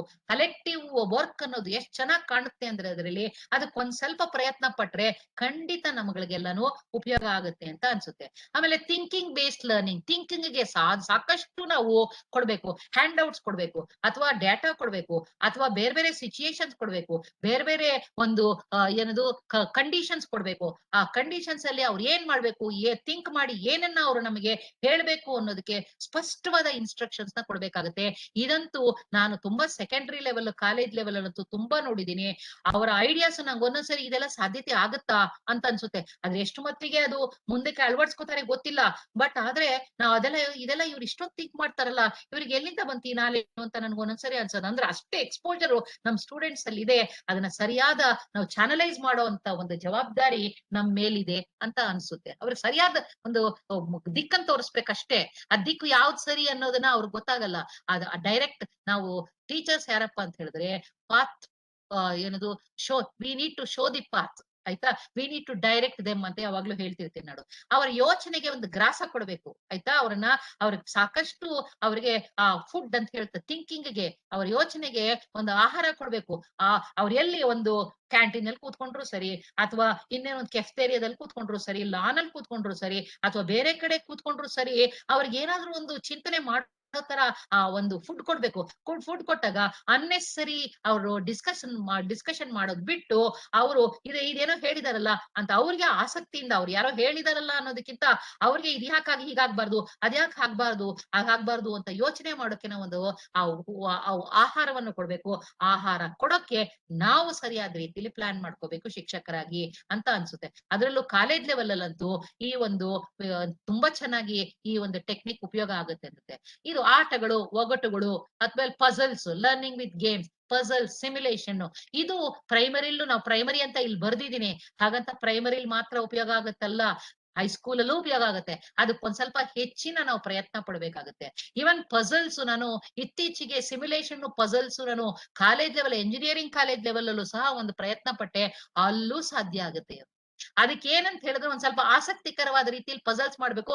ಅವ್ರಿಗೆ ಒಂದ್ ಸ್ವಲ್ಪ ಬೇರೆ ರೀತಿಯಲ್ಲೇ ಕೊಡ್ಬೇಕು. ವಿಚಾರನ ಕೊಟ್ಬಿಟ್ಟು ನಾನೇನ್ ಮಾಡ್ದೆ, ಒಂದು ಸಣ್ಣ ಒಂದು ಸರ್ಕ್ಯೂಟ್ ಮಾಡ್ಕೊಂಡೆ. ಆ ಸರ್ಕ್ಯೂಟ್ ಅಲ್ಲಿ ನಾನು ಮ್ಯಾಥಮ್ಯಾಟಿಕಲ್ ಇದನ್ನ ನಂಬರ್ಸ್ ನ ಉಪಯೋಗಿಸ್ಕೊಂಡೆ. ಇಷ್ಟೇ ಮಾಡಿದ್ದು, ನಂಬರ್ಸ್ ಉಪಯೋಗಿಸ್ಕೊಂಡು ಯಾವ ಒಂದು ವಿಚಾರಕ್ಕೆ ಏನ್ ಆನ್ಸರ್ ಬರುತ್ತೋ ಅದಕ್ಕೊಂದು ಕ್ಲೂ ಕೊಟ್ಟು ಆ ಕ್ಲೂನಿಂದ ಆ ಒಂದು ಇದನ್ನ ಆನ್ಸರ್ ನಾನೇನ್ ಮಾಡ್ದೆ, ಅದನ್ನ ನ್ಯೂಮರಿಕಲ್ ಆಗಿ ಕನ್ವರ್ಟ್ ಮಾಡಿ ಆ ನ್ಯೂಮರಿಕಲ್ ನ ಆ ಒಂದು ಇದರಲ್ಲಿ ಸರ್ಕ್ಯೂಟ್ ಅಲ್ಲಿ ಹಾಕಿ ಆ ನ್ಯೂಮರಿಕಲ್ ನೆಕ್ಸ್ಟ್ ನ್ಯೂಮರಿಕಲ್ ಆಡ್ ಆಗ್ಬೇಕು, ನೆಕ್ಸ್ಟ್ ನ್ಯೂಮರಿಕಲ್ ಗೆ ಅದು ದಾರಿ ತೋರಿಸ್ಬೇಕು. ಆ ತರ ಅವ್ರನ್ನ ಅವರೇ ಇವ್ಯಾಲ್ಯೂಯೇಟ್ ಮಾಡ್ಕೊಳಕ್ಕೆ teachers found it difficult to answer that. ಆದ್ರೆ ಸ್ಟೂಡೆಂಟ್ಸ್ ಎಷ್ಟ್ ಚೆನ್ನಾಗಿ ಆನ್ಸರ್ ಮಾಡಿದ್ರು ಅಂದ್ರೆ ಅವ್ರಿಗೆ ಏನಾಯ್ತು ಅಂದ್ರೆ, ಅರೆ ನಾನ್ ಸಿವಿಲ್ ಇಂಜಿನಿಯರಿಂಗ್ ಈ ವಿಚಾರ ಎಲ್ಲ ತಿಳ್ಕೊಂಡ್ರೆ ನನಗೆ ಈ ಆನ್ಸರ್ ಮಾಡಕ್ ಸರಿ ಹೋಗುತ್ತೆ, ನಾನು ಆ ಸರ್ಕ್ಯೂಟ್ ಪೂರ್ತಿ ಕವರ್ ಮಾಡ್ತೀನಿ. 60 ಜನದಲ್ಲಿ 6 ಜನ ಕೂಡ ಸರ್ಕ್ಯೂಟ್ ಕಂಪ್ಲೀಟ್ ಮಾಡಕ್ ಆಗ್ಲಿಲ್ಲ. ಅಂದ್ರೆ ಅವ್ರಿಗೆ ಅನ್ನಿಸ್ತು, ಅರೆ ನಾನು ಕಂಟೆಂಟ್ ನಾಲೆಡ್ಜ್ ಇದ್ದಿದ್ರೆ ನಾನು ಈ ಆನ್ಸರ್ಸ್ ಎಲ್ಲ ಮಾಡ್ಬೋದಾಗಿತ್ತು, ನಾನು ಇದನ್ನೆಲ್ಲ ನ್ಯೂಮರಿಕಲ್ ಆಗಿ ಕನ್ವರ್ಟ್ ಮಾಡ್ಬೋದು, ನಾನು ಅರ್ಥನೇ ಮಾಡ್ಕೊಳ್ಳಿಲ್ವಲ್ಲ ಅವ್ರು ಕೊಟ್ಟು ಕ್ಲೂನ ನ್ಯೂಮರಿಕಲ್ ಆಗಿ ಕನ್ವರ್ಟ್ ಮಾಡೋಕೆ ಅಂತ ಯೋಚನೆ ಮಾಡಿದ ಅಂತ ಒಂದು ಎಕ್ಸಾಂಪಲ್ ನಿಮಗೆ ಹೇಳಕ್ಕೆ ಪ್ರಯತ್ನ ಪಡ್ತೀನಿ. ಆಮೇಲೆ ಇಲ್ಲಿ ಪ್ರೈಮರಿ ಲೆವೆಲ್ ಅಲ್ಲಿ ವಿವಿಧ ರೀತಿಯ ಒಂದು ಗ್ರಹಿಕೆಗೆ ಅವಕಾಶ ಮಾಡ್ಕೊಡ್ಬೇಕು. ಇದು ಸ್ಪೆಷಲಿ ಲ್ಯಾಂಗ್ವೇಜ್ ಲರ್ನಿಂಗ್ ಅಲ್ಲಿ ಆಗತ್ತೆ, ಆಯ್ತಾ. ಆಮೇಲೆ ಇನ್ನೊಂದೇನಪ್ಪಾ ಅಂತ ಹೇಳಿದ್ರೆ ಸೆಕೆಂಡರಿ ಲೆವೆಲ್ ಮತ್ತೆ ಕಾಲೇಜ್ ಲೆವೆಲ್ ಅಲ್ಲಿ ಡಿಸ್ಕಷನ್ಸ್ ನಾವು ಆರ್ಗನೈಸ್ ಮಾಡ್ಬೋದು. ಅವರ ಇನ್ಫಾರ್ಮೇಶನ್ ಅವ್ರ ಎಕ್ಸ್ಚೇಂಜ್ ಮಾಡ್ಕೊಳ್ಳೋಕೆ ಅವಕಾಶ ಮಾಡ್ಕೊಡ್ಬೋದು. ಟರ್ನ್ ಕೋಟ್ ಅಂತ ಇತ್ತೀಚೆಗೆ ಏನೋ ಒಂದು ಪ್ರೋಗ್ರಾಮ್ ನೋಡ್ತಾ ಇದ್ದೆ ನಾನು. ನಮ್ಮಲ್ಲಿ ಒಂದು ಕಾಂಪಿಟೇಷನ್ ಮಾಡಿದಾಗ 5 ನಿಮಿಷ ಒಂದು ರೀತಿಯ ದಿಕ್ಕಿನಲ್ಲಿ ಯೋಚನೆ ಮಾಡಿದ್ದು, ಇನ್ನು 5 ನಿಮಿಷ ಕಂಪ್ಲೀಟ್ ಆಗಿ ಆಪೋಸಿಟ್ ಲೆವೆಲ್ ಅಲ್ಲಿ ನಾವು ಥಿಂಕ್ ಮಾಡ್ಬೇಕಾಗುತ್ತೆ. Turn coat example. ಇವಾಗ ನಾನು ಈ ಕಡೆ ಪಾಸಿಟಿವ್ ಆಗಿ ಥಿಂಕ್ ಮಾಡ್ತಾ ಇದ್ದಾಗ within 5 minutes yes your time is over ಅಂದಿದ ತಕ್ಷಣ ನೆಗೆಟಿವ್ ಆಗಿ ಥಿಂಕ್ ಮಾಡೋದಕ್ಕೆ ನಾನು ಯೋಚನೆ ಮಾಡ್ಬೇಕು ಆ ವಿಚಾರದ ಬಗ್ಗೆ. ಅಂದ್ರೆ ಕಂಪ್ಲೀಟ್ಲಿ ಇದು ಫಾರ್ ಆದ್ರೆ ಇದು ಅಗೇನ್ಸ್ಟ್ ಆ ತರ. ಟರ್ನ್ ಕೋಟ್ ಎಕ್ಸಾಂಪಲ್ ಅಂತ ನಂಗೆ ತುಂಬಾನೇ ಸಂತೋಷ ಅನ್ಸುತ್ತೆ. 5 ನಿಮಿಷದಲ್ಲಿ they have to switch over to the next next approach ಅಂತ ಅನ್ನಿಸ್ತಾ ಇತ್ತು. ಆಮೇಲೆ ಇದೆಲ್ಲ ತುಂಬಾ ಉಪಯೋಗ ಆಗುತ್ತೆ ಅನ್ಸ್ತು. ಅನಿಮೇಷನ್ಗಳಂತೂ ಈಗಂತೂ ಏನೇನು ನಮಗಳಿಗೆ ಅವಕಾಶ ಮಾಡಿಕೊಟ್ಟಿದೆ ಅಂತ ಹೇಳಿದ್ರೆ, ಆ ಅನಿಮೇಷನ್ ಹಾಕಿ ಅನಿಮೇಷನ್ ಬಗ್ಗೆ ನಿಮ್ಮ ಚಿಂತನೆ ಏನು ಅಂತ ಅವ್ರನ್ನ ಕೇಳಿದಾಗ ನಮಗ್ ನಿಜವಾಗ್ಲೂ ಎಂತೆಂತ ಸೃಜನಶೀಲ ಐಡಿಯಾಸ್ ಬರುತ್ತೆ ಅಂದ್ರೆ ಆಶ್ಚರ್ಯ ಆಗೋಷ್ಟು ಅಥವಾ ಸಂತೋಷ ಪಡೋಷ್ಟು, ಹಬ್ಬ ನಾವು ಮಾಡಿದ್ದಕ್ಕೆ ಸಾರ್ಥಕ ಆಯ್ತು ಅನ್ನುವಂತ ರೀತಿಯಲ್ಲಿ ನಮಗೆ ಉತ್ತಮ ಸಮಸ್ಯೆ ಪರಿಹಾರ ವಿಧಾನ, problem solving method for learning ಇದು ಸೆಕೆಂಡರಿ ಮತ್ತೆ ಕಾಲೇಜ್ ಲೆವೆಲ್ ಅಲ್ಲಿ ತುಂಬಾ ಚೆನ್ನಾಗಿ ಉಪಯೋಗ ಆಗುತ್ತೆ ಅಂತ ಅನ್ಸುತ್ತೆ ನನ್ಗೆ. ಪ್ರಾಬ್ಲಮ್ ಸಾಲ್ವಿಂಗ್ ಅವರವರ ಸಬ್ಜೆಕ್ಟ್ ನಲ್ಲಿ ಕಂಟೆಂಟ್ ಅನ್ನ ಪ್ರಾಬ್ಲಮ್ ಆಗಿ ಕನ್ವರ್ಟ್ ಮಾಡ್ತೀವಿ ನೋಡಿ ಶಿಕ್ಷಕರು, ಅಲ್ಲೇ ಶಿಕ್ಷಕರಿಗೆ ಚಾಲೆಂಜ್ ಇರೋದು. ಅಲ್ಲಿ they have to use their discretionary power ಅಂತ ಅನ್ಸುತ್ತೆ ನನ್ಗೆ. ಅದನ್ನ ಇರೋ ವಿಚಾರನ ಸಮಸ್ಯೆಯಾಗಿ ನಾವು ಕನ್ವರ್ಟ್ ಮಾಡಿ ಆ ಸಮಸ್ಯೆಯನ್ನ ಅವ್ರ ಮುಂದೆ ಇಟ್ಟು ಅವ್ರ ಅನ್ಸುತ್ತೆ ಹೇಳು ಅಂತ ಕೇಳಿ ಅವರಿಂದ ಹೊಸ ವಿಚಾರಗಳನ್ನ ನಾವು ತೆಗೆದುಕೊಳ್ಳಕ್ಕೆ ಪ್ರಯತ್ನ ಪಡ್ಬೇಕು ಅಂತ ಅನ್ಸುತ್ತೆ. ಆಮೇಲೆ ಇನ್ನೊಂದು ಗುಂಪಿನಲ್ಲಿ ವರ್ಗೀಕರಣ ಮಾಡಿ ಗುಂಪನ್ನ ಅದರಲ್ಲೂ ಸಹ ಸಾಕಷ್ಟು ನಾವು ಬೇರೆ ಬೇರೆ ರೀತಿಯಲ್ಲಿ ಅವಕಾಶವನ್ನ ಮಾಡ್ಕೊಡ್ಬೋದು. ಇನೋವೇಟಿವ್ ಅಂಡ್ ಕ್ರಿಯೇಟಿವ್ ಐಡಿಯಾಸ್ ಅವರಲ್ಲಿ ಬರೋದಕ್ಕೆ ಸಾಧ್ಯ ಆಗುತ್ತೆ. ಏನಾದ್ರು ಶಬ್ದ ನಿಮಗೆ ಡಿಸ್ಟರ್ಬ್ ಏನಾದ್ರು ಆಗ್ತಿದ್ಯಾ? ಮಳೆ ಬರ್ತಾ ಇದೆ ಜೋರಾಗಿ, ಅದಕ್ಕೆ ಏನು ಇಲ್ವಾ? ಸರಿಯಾಗಿದ್ಯಾ? ಕ್ಲಿಯರ್ ಆಗಿದ್ಯಾ? ಕೇಳಿಸ್ತಾ ಇದೆ, ತೊಂದರೆ ಇಲ್ಲ. Okay, thank you. ಆಮೇಲೆ ನೆಕ್ಸ್ಟ್ ಇವಾಗ ಇದರಿಂದ ಒಟ್ಟಾರೆ ಶಿಕ್ಷಕರಲ್ಲಿ ಏನಪ್ಪಾ ಕೌಶಲ್ಯಗಳು ಬೆಳೆಯುತ್ತೆ? ನಾನು ಮೊದಲಿಂದ ಹೇಳ್ತಾ ಇದ್ದೀನಿ, ಶಿಕ್ಷಕರಲ್ಲಿ ಆನ್ಲೈನ್ ಕೌಶಲ್ಯಗಳು ಬೆಳಿಬೇಕು ಅಂತ. ಆನ್ಲೈನ್ ಕಮ್ಯುನಿಕೇಶನ್ ಸ್ಕಿಲ್ ಡೆವಲಪ್ ಆಗುತ್ತೆ. ಆನ್ಲೈನ್ ಒಂದು ಆ ಇಂಟೆಲೆಕ್ಚುಯಲ್ ಸ್ಕಿಲ್ಸ್ ಅಥವಾ ಮೆಂಟಲ್ ಸ್ಕಿಲ್ಸ್ ಅವರಲ್ಲಿ ಇಂಟ್ರೆಸ್ಟ್, ಇವ್ರಿಗೂ ಇಂಟ್ರೆಸ್ಟ್ ಬರುತ್ತೆ, ವಿದ್ಯಾರ್ಥಿಗಳಲ್ಲೂ ಇಂಟ್ರೆಸ್ಟ್ ಉಂಟು ಮಾಡ್ತಾರೆ. ಇವ್ರಿಗೂ ಕ್ಯೂರಿಯಾಸಿಟಿ ಬರುತ್ತೆ, ಅವ್ರಿಗೂ ಕ್ಯೂರಿಯಾಸಿಟಿಯನ್ನ ಇವರು ಉಂಟು ಮಾಡ್ತಾರೆ. ಆಮೇಲೆ ಇವರಲ್ಲೂ ಇಂಟೆಲಿಜೆನ್ಸ್ ಬೆಳೆಯುತ್ತೆ, ಅವರಲ್ಲೂ ಬೆಳೆಯುತ್ತೆ. ಕಾನ್ಫಿಡೆನ್ಸ್ ಇವರಲ್ಲೂ ಬೆಳೆಯುತ್ತೆ, ಅವರಲ್ಲೂ ಬೆಳೆಯುತ್ತೆ. ಹಾಗೆ ನಾವಿಲ್ಲಿ ಅವರ ಮೆಂಟಲ್ ಸ್ಕಿಲ್ಸ್ ನೆಲ್ಲ ಡೆವಲಪ್ ಮಾಡೋಕೆ ನಾವು ಮೆಂಟಲ್ ಸ್ಕಿಲ್ಸ್ ಪಡ್ಕೋಬೇಕಾಗತ್ತೆ. ಅದಾದ್ಮೇಲೆ ಸೋಷಿಯಲ್ ಸ್ಕಿಲ್ಸ್, ಇವಾಗಂತೂ soft skills, cooperative skills, coordinative skills, collaborative skills ಅಂತೆಲ್ಲ ಹೇಳ್ತೀವಲ್ಲ, ಇವುಗಳಂತೂ ಶೇರಿಂಗು, ಕೇರಿಂಗು, ಈ ಸೋಷಿಯಲ್ ರೆಸ್ಪಾನ್ಸಿಬಿಲಿಟಿ ಬಗ್ಗೆ ಅಂತೂ ಎಲ್ಲ ಕಡೆ ಇಡೀ ಪ್ರಪಂಚದಲ್ಲಿ ಎಲ್ಲ ಮಾತಾಡ್ತಿದೀವಿ ನಾವು. ಈ ಕೋವಿಡ್ ನಮ್ಗಂತ ಅವಕಾಶ ಮಾಡ್ಕೊಟ್ಟಿದೆ.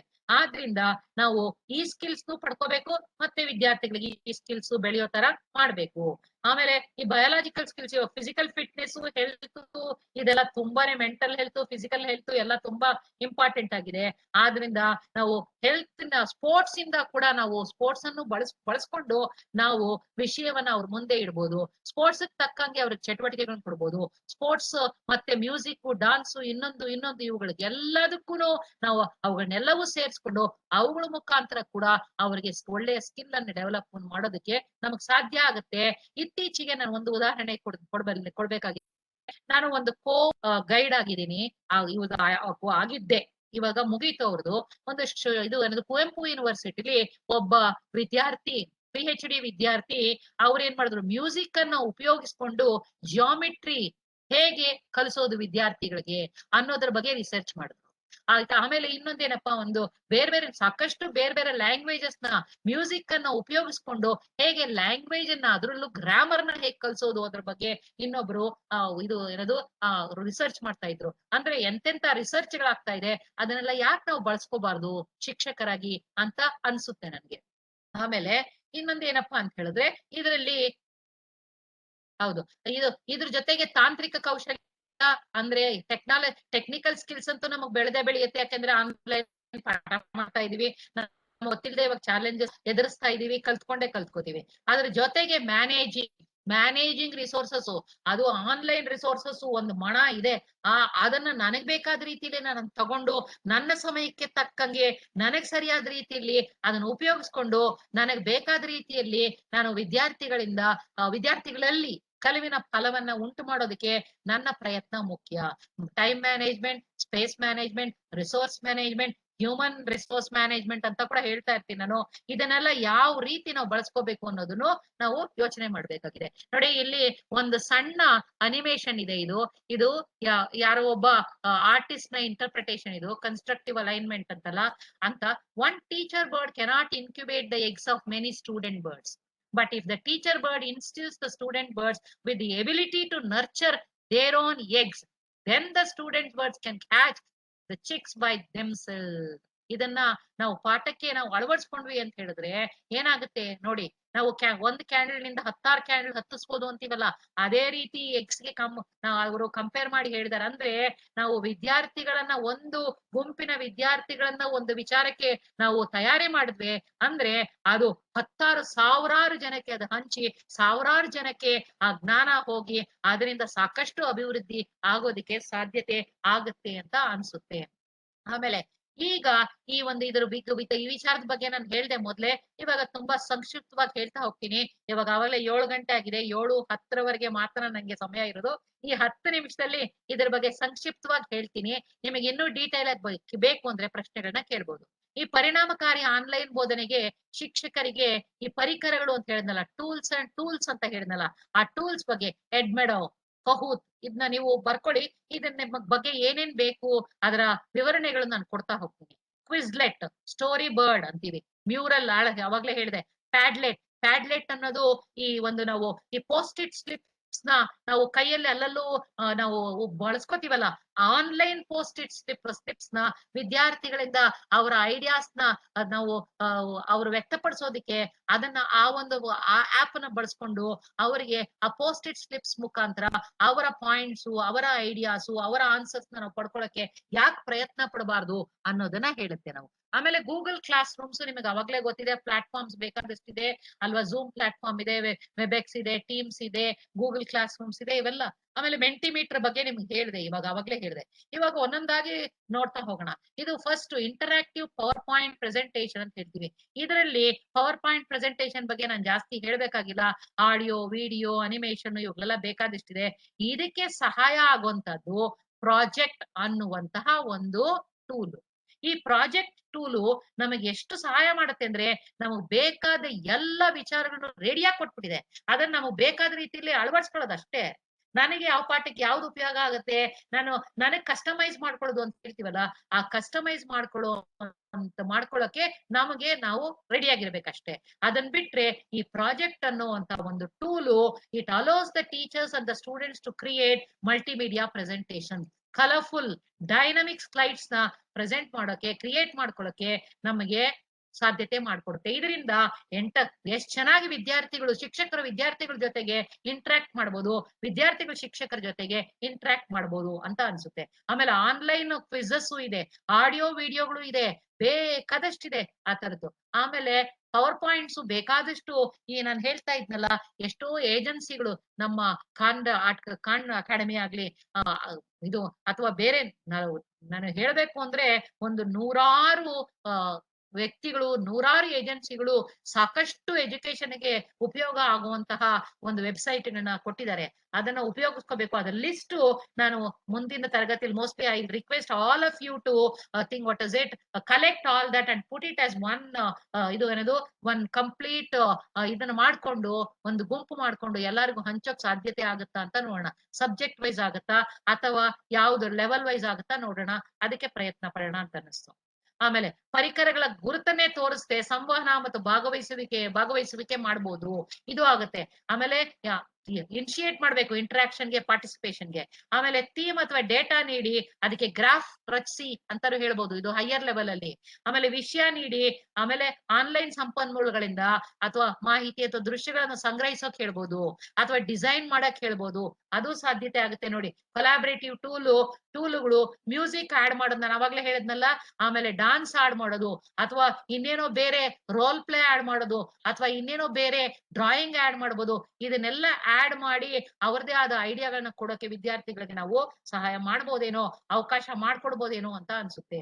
ಮೆಂಟಿಮೀಟರ್ ಇವಾಗ ಅವಾಗ್ಲೇ ಹೇಳಿದೆ ನಾನು, ಇದು helps in building interactive presentation with easy to use online editors ಅಂತ. ಇದರಲ್ಲಿ ಪ್ರಾಕ್ಟಿಕಲ್ ಸ್ಕಿಲ್ಸ್ ಇದೆ, ಕ್ವೆಶ್ಚನ್ಸ್ ಇದೆ, ಸರ್ವೆ ಇದೆ, ಕ್ವಿಜ್ ಮಾಡ್ಬೋದು, ಸ್ಲೈಡ್ಸ್ ಮಾಡ್ಬೋದು, ಪಿಕ್ಚರ್ಸ್ ಮಾಡ್ಬೋದು, ಆಮೇಲೆ ಜಿಫ್ ಫೈಲ್ಸ್ ಹಾಕ್ಬೋದು, ಅಥವಾ ಬೇರೆ ಬೇರೆ ಸಾಕಷ್ಟು ವಿಚಾರ ಮಾಡ್ಬೋದು. ಇದ್ರ ಬಗ್ಗೆ ನಾನು ಹೆಚ್ಚು ಹೇಳಕ್ ಇಷ್ಟಪಡಲ್ಲ. ನೋಡಿ, ಮೆಂಟಿಮೀಟರ್ ಇದು ಇತಿಹಾಸ ಪಾಠ ಮಾಡಕ್ಕೂ ಆಗತ್ತೆ, ಅರ್ಥಶಾಸ್ತ್ರ ಪಾಠ ಮಾಡಕ್ಕೂ ಆಗತ್ತೆ, ಭೂಗೋಳ ಪಾಠ ಮಾಡಕ್ಕೂ ಆಗತ್ತೆ, ಇದು ಸಬ್ಜೆಕ್ಟ್ಸ್ ಮಾಡಕ್ಕೂ ಆಗುತ್ತೆ. ನಮ್ಮಲ್ಲಿ ಎಂಜಿನಿಯರಿಂಗ್ ಅಲ್ಲಿ ಟ್ರಿಪಲ್ ಅಂದ್ರೆ ಇದು ಟ್ರಿಪಲ್ ಮತ್ತೆ ಯಾರು MCA ಮತ್ತೆ ISC ನವರು, ಆಮೇಲೆ ಲೈಫ್ ಸ್ಕಿಲ್ಸ್ ನವರು ಎಷ್ಟು ಚೆನ್ನಾಗಿ ಒಬ್ಬೊಬ್ಬ ಟೀಚರು ಡೆಮಾನ್ಸ್ಟ್ರೇಷನ್ ಕೊಟ್ರು ಅಂದ್ರೆ ನಂಗೆ ತುಂಬಾ ಸಂತೋಷ ಆಯ್ತು. ಇದು ಮುಂದೆ ಯಾವಾಗ್ಲೂ ಅದನ್ನೆಲ್ಲಾನು ಆ ವಿಡಿಯೋಗಳನ್ನೆಲ್ಲ ಹಂಚ್ಕೊಳ್ಳೋಕೆ ನಾನು ಇಷ್ಟಪಡ್ತೀನಿ. ಅಷ್ಟು ಚೆನ್ನಾಗಿ ಮಾಡಿದ್ರು ಅವರಿಗೆ ಈ ಮೆಂಟಿಮೀಟರ್ ಮತ್ತೆ ಮ್ಯೂರಲ್ ಉಪಯೋಗಿಸ್ಕೊಂಡು. ಆಮೇಲೆ ಇದರ ಕಾರ್ಯವಿಧಾನ ಹೇಗೆ ಅಂತ ನೀವು ಒಂದ್ ಸ್ವಲ್ಪ ಆ ಒಂದು ಆಪ್ಗೆ ಇಳಿದ್ರೆ ನಿಮಗೆ ಗೊತ್ತಾಗತ್ತೆ ಅಂತ ಅನ್ಸುತ್ತೆ. ಹೇಗೆ ಸೈನ್ ಇನ್ ಮಾಡ್ಕೋಬೇಕು, ಯಾವ್ದನ್ನ ಆರಿಸ್ಕೋಬೇಕು, ಹೇಗೆ ಅದನ್ನ ವಿದ್ಯಾರ್ಥಿಗಳಿಗೆ ಪಾಸ್ ಮಾಡ್ಬೇಕು, ವಿದ್ಯಾರ್ಥಿಗಳಿಗೆ ಟೈಮ್ ಲಿಮಿಟ್ ಹೇಗ್ ಕೊಡ್ಬೇಕು, ಕೊಟ್ಟು ವಿತಿನ್ 1 minute 2 minute ಅದನ್ನು ನಾವು ಕ್ರಿಯೇಟ್ ಮಾಡ್ಕೋಬಹುದು. ಅದನ್ನ ಮಾಡ್ಕೊಂಡು ಅವ್ರಿಗೆ ಹೇಗೆ ಅವ್ರ ರೆಸ್ಪಾನ್ಸ್ ಅನ್ನ ಕೊಡೋ ರೀತಿ ಮಾಡ್ಬೇಕು ಅನ್ನೋದನ್ನ ನಾವು ಮಾಡ್ಕೋಬಹುದು. ಇವಾಗ ತಾನೇ ಪ್ಯಾಡ್ಲೆಟ್ ಬಗ್ಗೆ ಹೇಳ್ತಾ ಇದ್ದೆ ನೋಡಿ, ಇದನ್ನ ಪೋಸ್ಟ್ ಇಟ್ ನ ಎಷ್ಟ್ ಚೆನ್ನಾಗಿ ನಾವು ಉಪಯೋಗಿಸ್ಕೋಬಹುದು ಅಂತ ಅನ್ಸುತ್ತೆ. ಒಂದೇ ಒಂದ್ ಸೆಕೆಂಡ್ ನಾನು ಈ ಕಿಟಕಿ ಹಾಕ್ಬಿಡ್ತೀನಿ, ಶಬ್ದ ತುಂಬಾ ಬರ್ತಾ ಇದೆ. ಆಗ್ಲಿ ಮೇಡಮ್. ಸ್ನೇಹಿತರೆ, ಸೆಷನ್ ಚೆನ್ನಾಗಿ ಆಗ್ತಾ ಇದೆ. ನಿಮ್ ಪ್ರಶ್ನೆಗಳನ್ನೆಲ್ಲ ನಾವು ಕಲೆಕ್ಟ್ ಮಾಡ್ಕೋತಿದೀವಿ, ಕೊನೆಯಲ್ಲಿ ಕೇಳ್ತೀವಿ. ದಯವಿಟ್ಟು ನಿಮ್ದೇನೇ ಪ್ರಶ್ನೆ ಇದ್ರು ಚಾಟ್ ಬಾಕ್ಸ್ ಅಲ್ಲಿ ಹಾಕ್ತಾ ಇರಿ, ನೋಡ್ತಾ ಇದೀವಿ. ಹೇಳಿ ಮೇಡಮ್, ಕಂಟಿನ್ಯೂ ಮಾಡಿ. ಇವಾಗ ಇನ್ನೊಂದು 5 ನಿಮಿಷ ಮಾಡೋಣವಾ? 7:15 ಪ್ರಶ್ನೆಗಳು ತುಂಬಾ ಇದೆ. ಪ್ರಶ್ನೆಗಳು ತುಂಬಾ ಇದೆ, ಖಂಡಿತ ಮುಗಿಯುತ್ತೆ. ಪ್ಯಾಡ್ಲೆಟ್ ಬಗ್ಗೆ ಹೇಳ್ತಾ ಇದ್ದೆ. ಇದು ಏನಾಗುತ್ತೆ ಅಂದ್ರೆ ಇಲ್ಲಿ ಲಿಂಕ್ಗಳು ಬೇಕಾದಷ್ಟು ಸಿಗುತ್ತೆ, ಚಿತ್ರಗಳು ಸಿಗುತ್ತೆ, ಆಮೇಲೆ ಇದೆಲ್ಲಾನು ಅವ್ರಿಗೆ ಬೇಕಾದ ರೀತಿಯಲ್ಲಿ ಅವರು ಪೋಸ್ಟ್ ಇಟ್ ಮಾಡ್ಬೋದು. ಮನೆಯಲ್ಲಿ ಯಾವ್ದೋ ಒಂದು ಬೋರ್ಡ್ ಮೇಲೆ ಇದನ್ನ ಪೋಸ್ಟ್ ಮಾಡಿದ್ರು ಆಗತ್ತೆ ಅಂತ ಒಂದು ಅವಕಾಶ ಮಾಡ್ಕೊಡ್ಬೇಕು. ಇದು ಕ್ರಿಯೇಟಿವ್ ಗಾಗಿ ಉಪಯೋಗಿಸ್ಕೋಬಹುದು, ಅದು ಸಾಧ್ಯತೆ ಆಗುತ್ತೆ. ಆಮೇಲೆ ಕಹೂತ್ ಅಂತ ಹೇಳಿದೆ ನಿಮ್ಗೆ, ಇಲ್ಲಿ ಆಟ ಹಾಗೂ ಪ್ರಶ್ನೆಗಳನ್ನ ಆಧರಿಸಿದ ಇದು ಒಂದು ವೇದಿಕೆ. ಇದು ಇಲ್ಲಿ ಅವ್ರದೇ ಆ ಸಮಯದಲ್ಲಿ ಆಟ ಆಡ್ತಾ ಆಡ್ತಾ ಆಡ್ತಾ ಕಲಿಯೋದಿಕ್ಕೆ ಯಾವುದೇ ಲೆವೆಲ್, ಕಹೂತ್ ಇವನ್ ಎಂಜಿನಿಯರಿಂಗ್ ಲೆವೆಲ್ ಅಲ್ಲೂ ಉಪಯೋಗ ಆಗುತ್ತೆ. ಅದನ್ನ ಆಟವಾಗಿ ಕನ್ವರ್ಟ್ ಮಾಡೋದು ಶಿಕ್ಷಕರ ಕೈಯಲ್ಲಿದೆ. ಆದ್ರಿಂದ ಇದು ಗೇಮ್ ಬೇಸ್ಡ್ ಲರ್ನಿಂಗ್ ಅಂತ ಹೇಳ್ತೀವಿ. ಆದ್ರೆ ಇದನ್ನು ಸಹ ನಾವು ಉಪಯೋಗಿಸ್ಕೋಬಹುದು. ಇದೆಲ್ಲವೂ ನಮ್ಮ ಶಿಕ್ಷಕರ ಕೈಯಲ್ಲಿ ಇದೆ. ನೀವು ಇದನ್ನ ಓದ್ಕೋ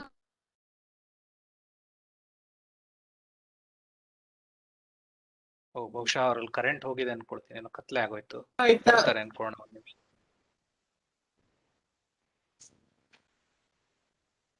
ಒಂದ್ ನಿಮಿಷ ಕಾರಣ ಬರ್ತಾರೆ ಅನ್ಸುತ್ತೆ ಉಪನ್ಯಾಸಕರು, ಅವ್ರ ಪವರ್ ಹೋಗಿರ್ಬಹುದು.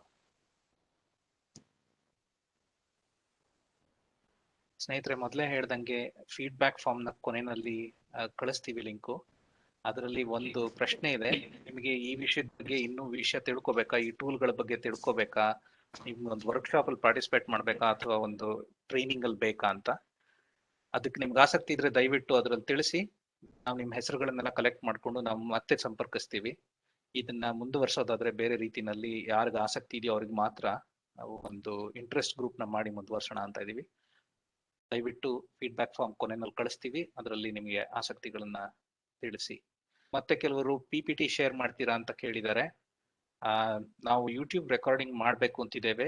ಮೇಡಮ್ ಒಪ್ಕೊಂಡ್ರೆ ಅದನ್ನ ನಾವು ಆನ್ಲೈನ್ ಹಾಕ್ತೇವೆ. ಸೊ ನೀವು PPT ಇಲ್ಲದೆ ಇದ್ರು ವಿಷಯ ತಿಳ್ಕೊಳಕ್ ಏನು ತೊಂದರೆ ಆಗ್ಬಾರ್ದು, ನಾವು ಯೂಟ್ಯೂಬ್ ವಿಡಿಯೋನ ಹಾಕ್ತಿವಿ.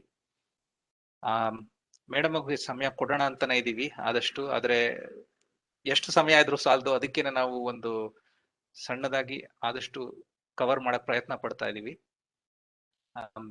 ಇನ್ನೂ ಹೆಚ್ಚು ಮಾಹಿತಿ ಬೇಕಿದ್ರೆ ದಯವಿಟ್ಟು ಅದರಲ್ಲಿ ನೀವು ತಿಳಿಸಿ ಫೀಡ್ಬ್ಯಾಕ್ ಫಾರ್ಮ್ ಅಲ್ಲಿ. ನಾವು ನಿಮ್ಗೆ ಖಂಡಿತ ಮುಂದಿನ ಕಾರ್ಯಕ್ರಮಕ್ಕೆ ಕರೆದು ಹೆಚ್ಚು ಡೀಟೇಲ್ ಆಗಿ ಇದನ್ನೇ ಮಾತಾಡ್ತೀವಿ. ಗಿರಿಜಾ ಮೇಡಮ್ ಕಾಲ್ ಮಾಡಿ ಸ್ವಲ್ಪ ನೋಡಿ ಏನಾಗಿದೆ ಅಂತ ಮಾಡ್ತೀನಿ ರಮೇಶ್, ಒಂದು ನಿಮಿಷ.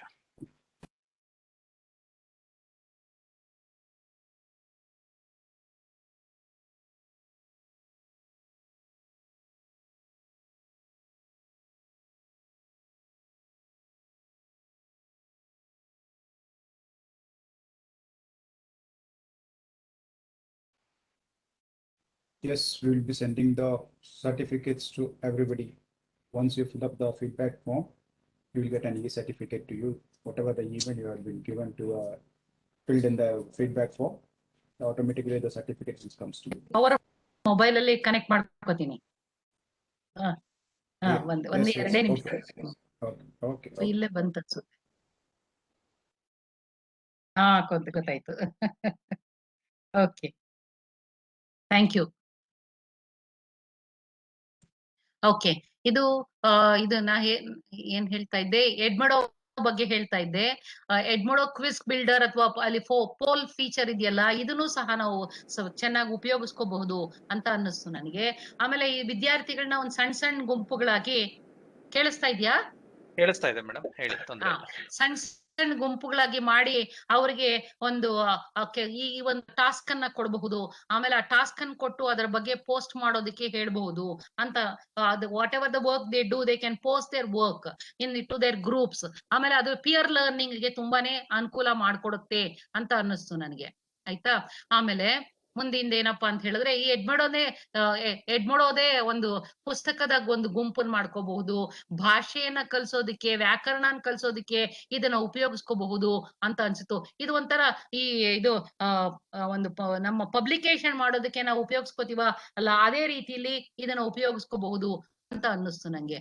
ಆದ್ರಿಂದ for language you can encourage students practice their language skills as well as spelling, grammar through conversations in Edmodo. Organize a book group in Edmodo to encourage students to read and discuss with each other.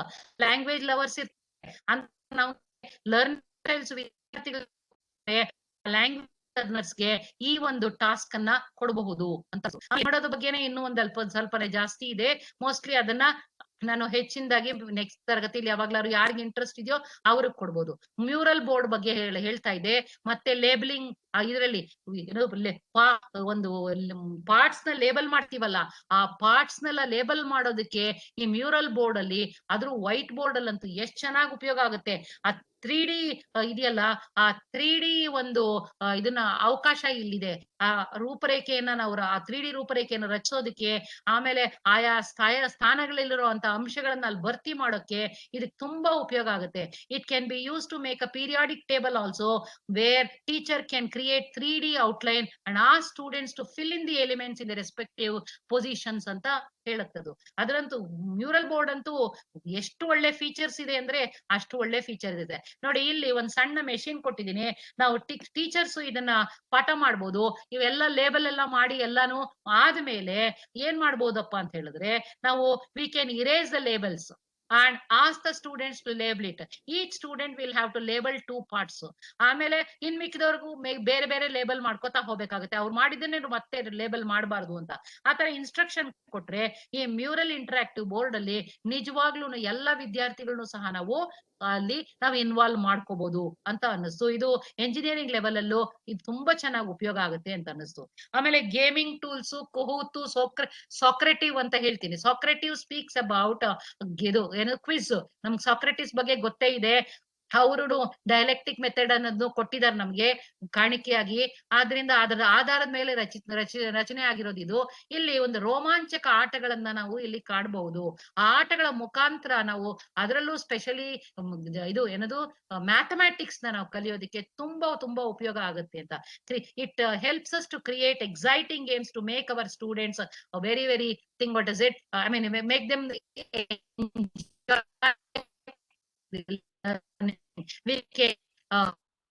Opportunities, joyful learning ಅಂತ ಅನ್ನಿಸ್ತು ನನಗೆ. Excitement ಇಂಥದೆಲ್ಲ ಕೊಟ್ಟಾಗ. ಆಮೇಲೆ ಕ್ವಿಜ್ಲೆಟ್ ಇವೆಲ್ಲಾನು ಇದು ನಮಗೆ ಸಹಾಯ ಮಾಡುತ್ತೆ. ಭಿತ್ತಿ ಚಿತ್ರಗಳು ಮತ್ತೆ ರೇಖಾಚಿತ್ರಗಳು ಇವುಗಳನ್ನೆಲ್ಲಾನು ನಾವು ರಚಿಸೋದಕ್ಕೆ ನಮಗೆ ಸಹಾಯ ಆಗುತ್ತೆ ಅಂತ. Platform for students and teachers to create share their own learning material including posters and drawings. ಅಥವಾ quiz live is a class quiz game. ಇದು ಈ ತರ it is fascinating and interactive game. You have to plan it ಅಷ್ಟೇ. Story board ನ ಹೇಳಿದೆ, ಆದ್ರೂ ಇದರಲ್ಲಿ primary level ಅಲ್ಲಂತೂ ಈ ಸ್ಟೋರಿ ಬೋರ್ಡ್ ಅಂತೂ ತುಂಬಾನೇ ಅವರಿಗೆ ಉಪಯೋಗ ಆಗುತ್ತೆ. ಔಟ್ಲೈನ್ ಕೊಟ್ಬಿಟ್ಟು ಈ ಸ್ಟೋರಿ ಎಲ್ಲ ಬರೀ ನೀನು ಅಂತ ಹೇಳಿದ್ರೆ they enjoy, they love it really at the primary and middle school. I have seen this in front of my ice. ಆಮೇಲೆ ಸಾಕ್ರೆಟಿವ್ ಬಗ್ಗೆ ಹೇಳಿದೆ, ಅದೇ ಮತ್ತೆ ರಿಪೀಟ್ ಆಗಿದೆ. ಆಫ್ಲೈನ್ ಲರ್ನಿಂಗ್ ಸ್ಪೇಸ್ ಕೂಡ ಇದೆ. ಇಲ್ಲೂ Google class rooms, read write ಇವೆಲ್ಲ ಇದೆಯಲ್ಲ, ಎಡು ಕ್ಲಿಪ್ಪರ್, ಇವುಗಳ ಬಗ್ಗೆ ಎಲ್ಲ ನಿಮ್ಗೆ ಗೊತ್ತಿರುತ್ತೆ ಅನ್ಕೊಂಡಿದೀನಿ. ಆದ್ರಿಂದ ನಾನು ಜಾಸ್ತಿ ಇದ್ರ ಬಗ್ಗೆ ಏನು ಹೇಳಕ್ ಹೋಗಲ್ಲ, ಆಯ್ತಾ? ಅಂದ್ರೆ ನೋಡಿ, ಇಲ್ಲಿ ನನಗೆ ಒಂದು ಪ್ರಶ್ನೆ ಬಂತು, ಪ್ರಾಕ್ಟಿಕಲ್ ಕ್ಲಾಸ್ ಅನ್ನ ಹೇಗೆ ಮಾಡೋದು ಅಂತ. ಪ್ರಾಕ್ಟಿಕಲ್ ಕ್ಲಾಸ್ ಏನ್ ಮಾಡೋದು ಅನ್ನೋದಕ್ಕೆ ಒಂದು ಸಣ್ಣ ಒಂದು ಕತೆ ಕೊಟ್ಟಿದ್ದೀನಿ ಇಲ್ಲಿ. ಆ ಕಥೆಯನ್ನ ವಿದ್ಯಾರ್ಥಿಗಳಿಗೆ ನಾವು ಕ್ರಿಯೇಟಿವ್ ಸಿಚುಯೇಷನ್ಸ್ ಕೊಟ್ಟು, ಸಣ್ಣ ಪುಟ್ ಕತೆಗಳು ಕೊಟ್ಟು ಅವ್ರನ್ನ ಚಿಂತನೆ ಮಾಡೋದಕ್ಕೆ ನಾವು ಅವಕಾಶ ಮಾಡ್ಕೊಡ್ಬಹುದೇನೋ ಅಂತ ಅನ್ನಿಸ್ತೆ. ನೋಡಿ, imagine that there is a small boy crying in the police station for his parents with lot of confusion. On the other hand, there is an upset parent with the child who has been bullied on the playground. At the same time, a bleeding student with a head injury reports and reports on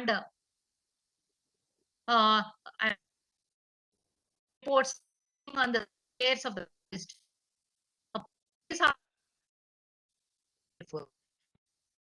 that you are in position.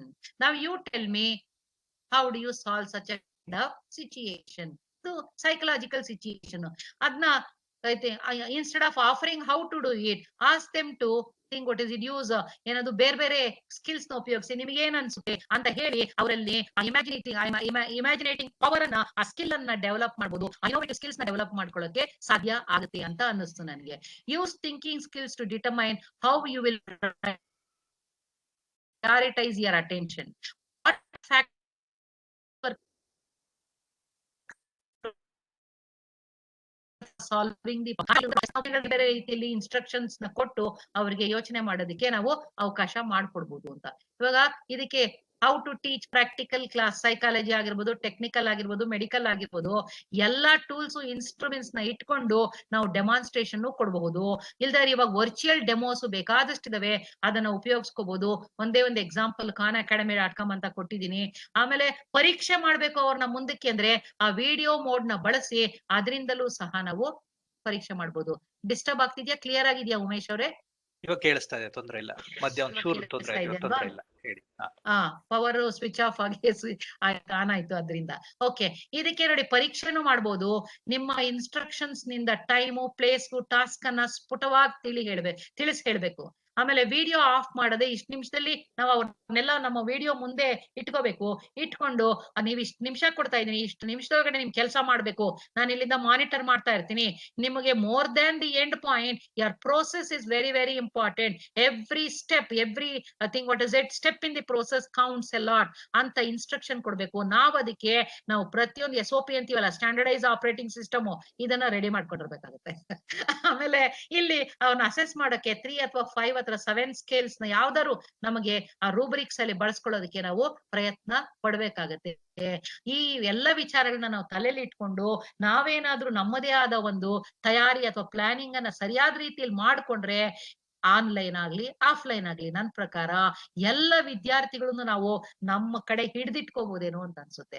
ಅವ್ರು ಅಷ್ಟು ಆಸಕ್ತಿಕರವಾಗಿ ಕೇಳೋಕೆ ಅಲ್ಲಿ ಅವಕಾಶಗಳು ಅಷ್ಟು ಇದಾವೆ. ಆ tools ಅಂತೂ ತುಂಬಾ ಇದೆ. ಟೂಲ್ಸ್ ಸೆಲೆಕ್ಟ್ ಮಾಡ್ಕೋಬೇಕಾದ್ರೆ ಯಾವ್ದು ಮಾಡ್ಕೊಳ್ಳಿ, ಏನು ಅಂತ ನಾನು ಡಿಸ್ಕ್ರಿಟರಿ ಪವರ್ ನ ಉಪಯೋಗಿಸ್ಬೇಕಾಗಿದೆ ಅಂತ ಒಂದು ಚಾಲೆಂಜು ನಮ್ಮ ಶಿಕ್ಷಕರ ಮುಂದೆ ಇದೆ.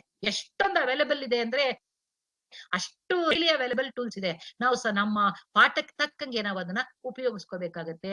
ಇಷ್ಟು ಮಾತ್ರ ಹೇಳೋಕ್ ನಂಗೆ ಇವತ್ತು ಸಾಧ್ಯ ಆಯ್ತು. ಆದಷ್ಟು ಕಂಡೆನ್ಸ್ ಮಾಡಿದೀನಿ. ನನ್ನ ಪೇಷನ್ಸ್ ಇಟ್ಕೊಂಡು ಇಷ್ಟೊತ್ತವರೆಗೂ ಕೇಳಿದಿರಲ್ಲ, ಅದಕ್ಕೆ ನಿಮ್ಮೆಲ್ಲರಿಗೂ ಧನ್ಯವಾದಗಳನ್ನ ಹೇಳಕ್ಕೆ ನಾನು ಪ್ರಯತ್ನ ಪಡ್ತೀನಿ. ನನಗೆ ಆಗುತ್ತಾ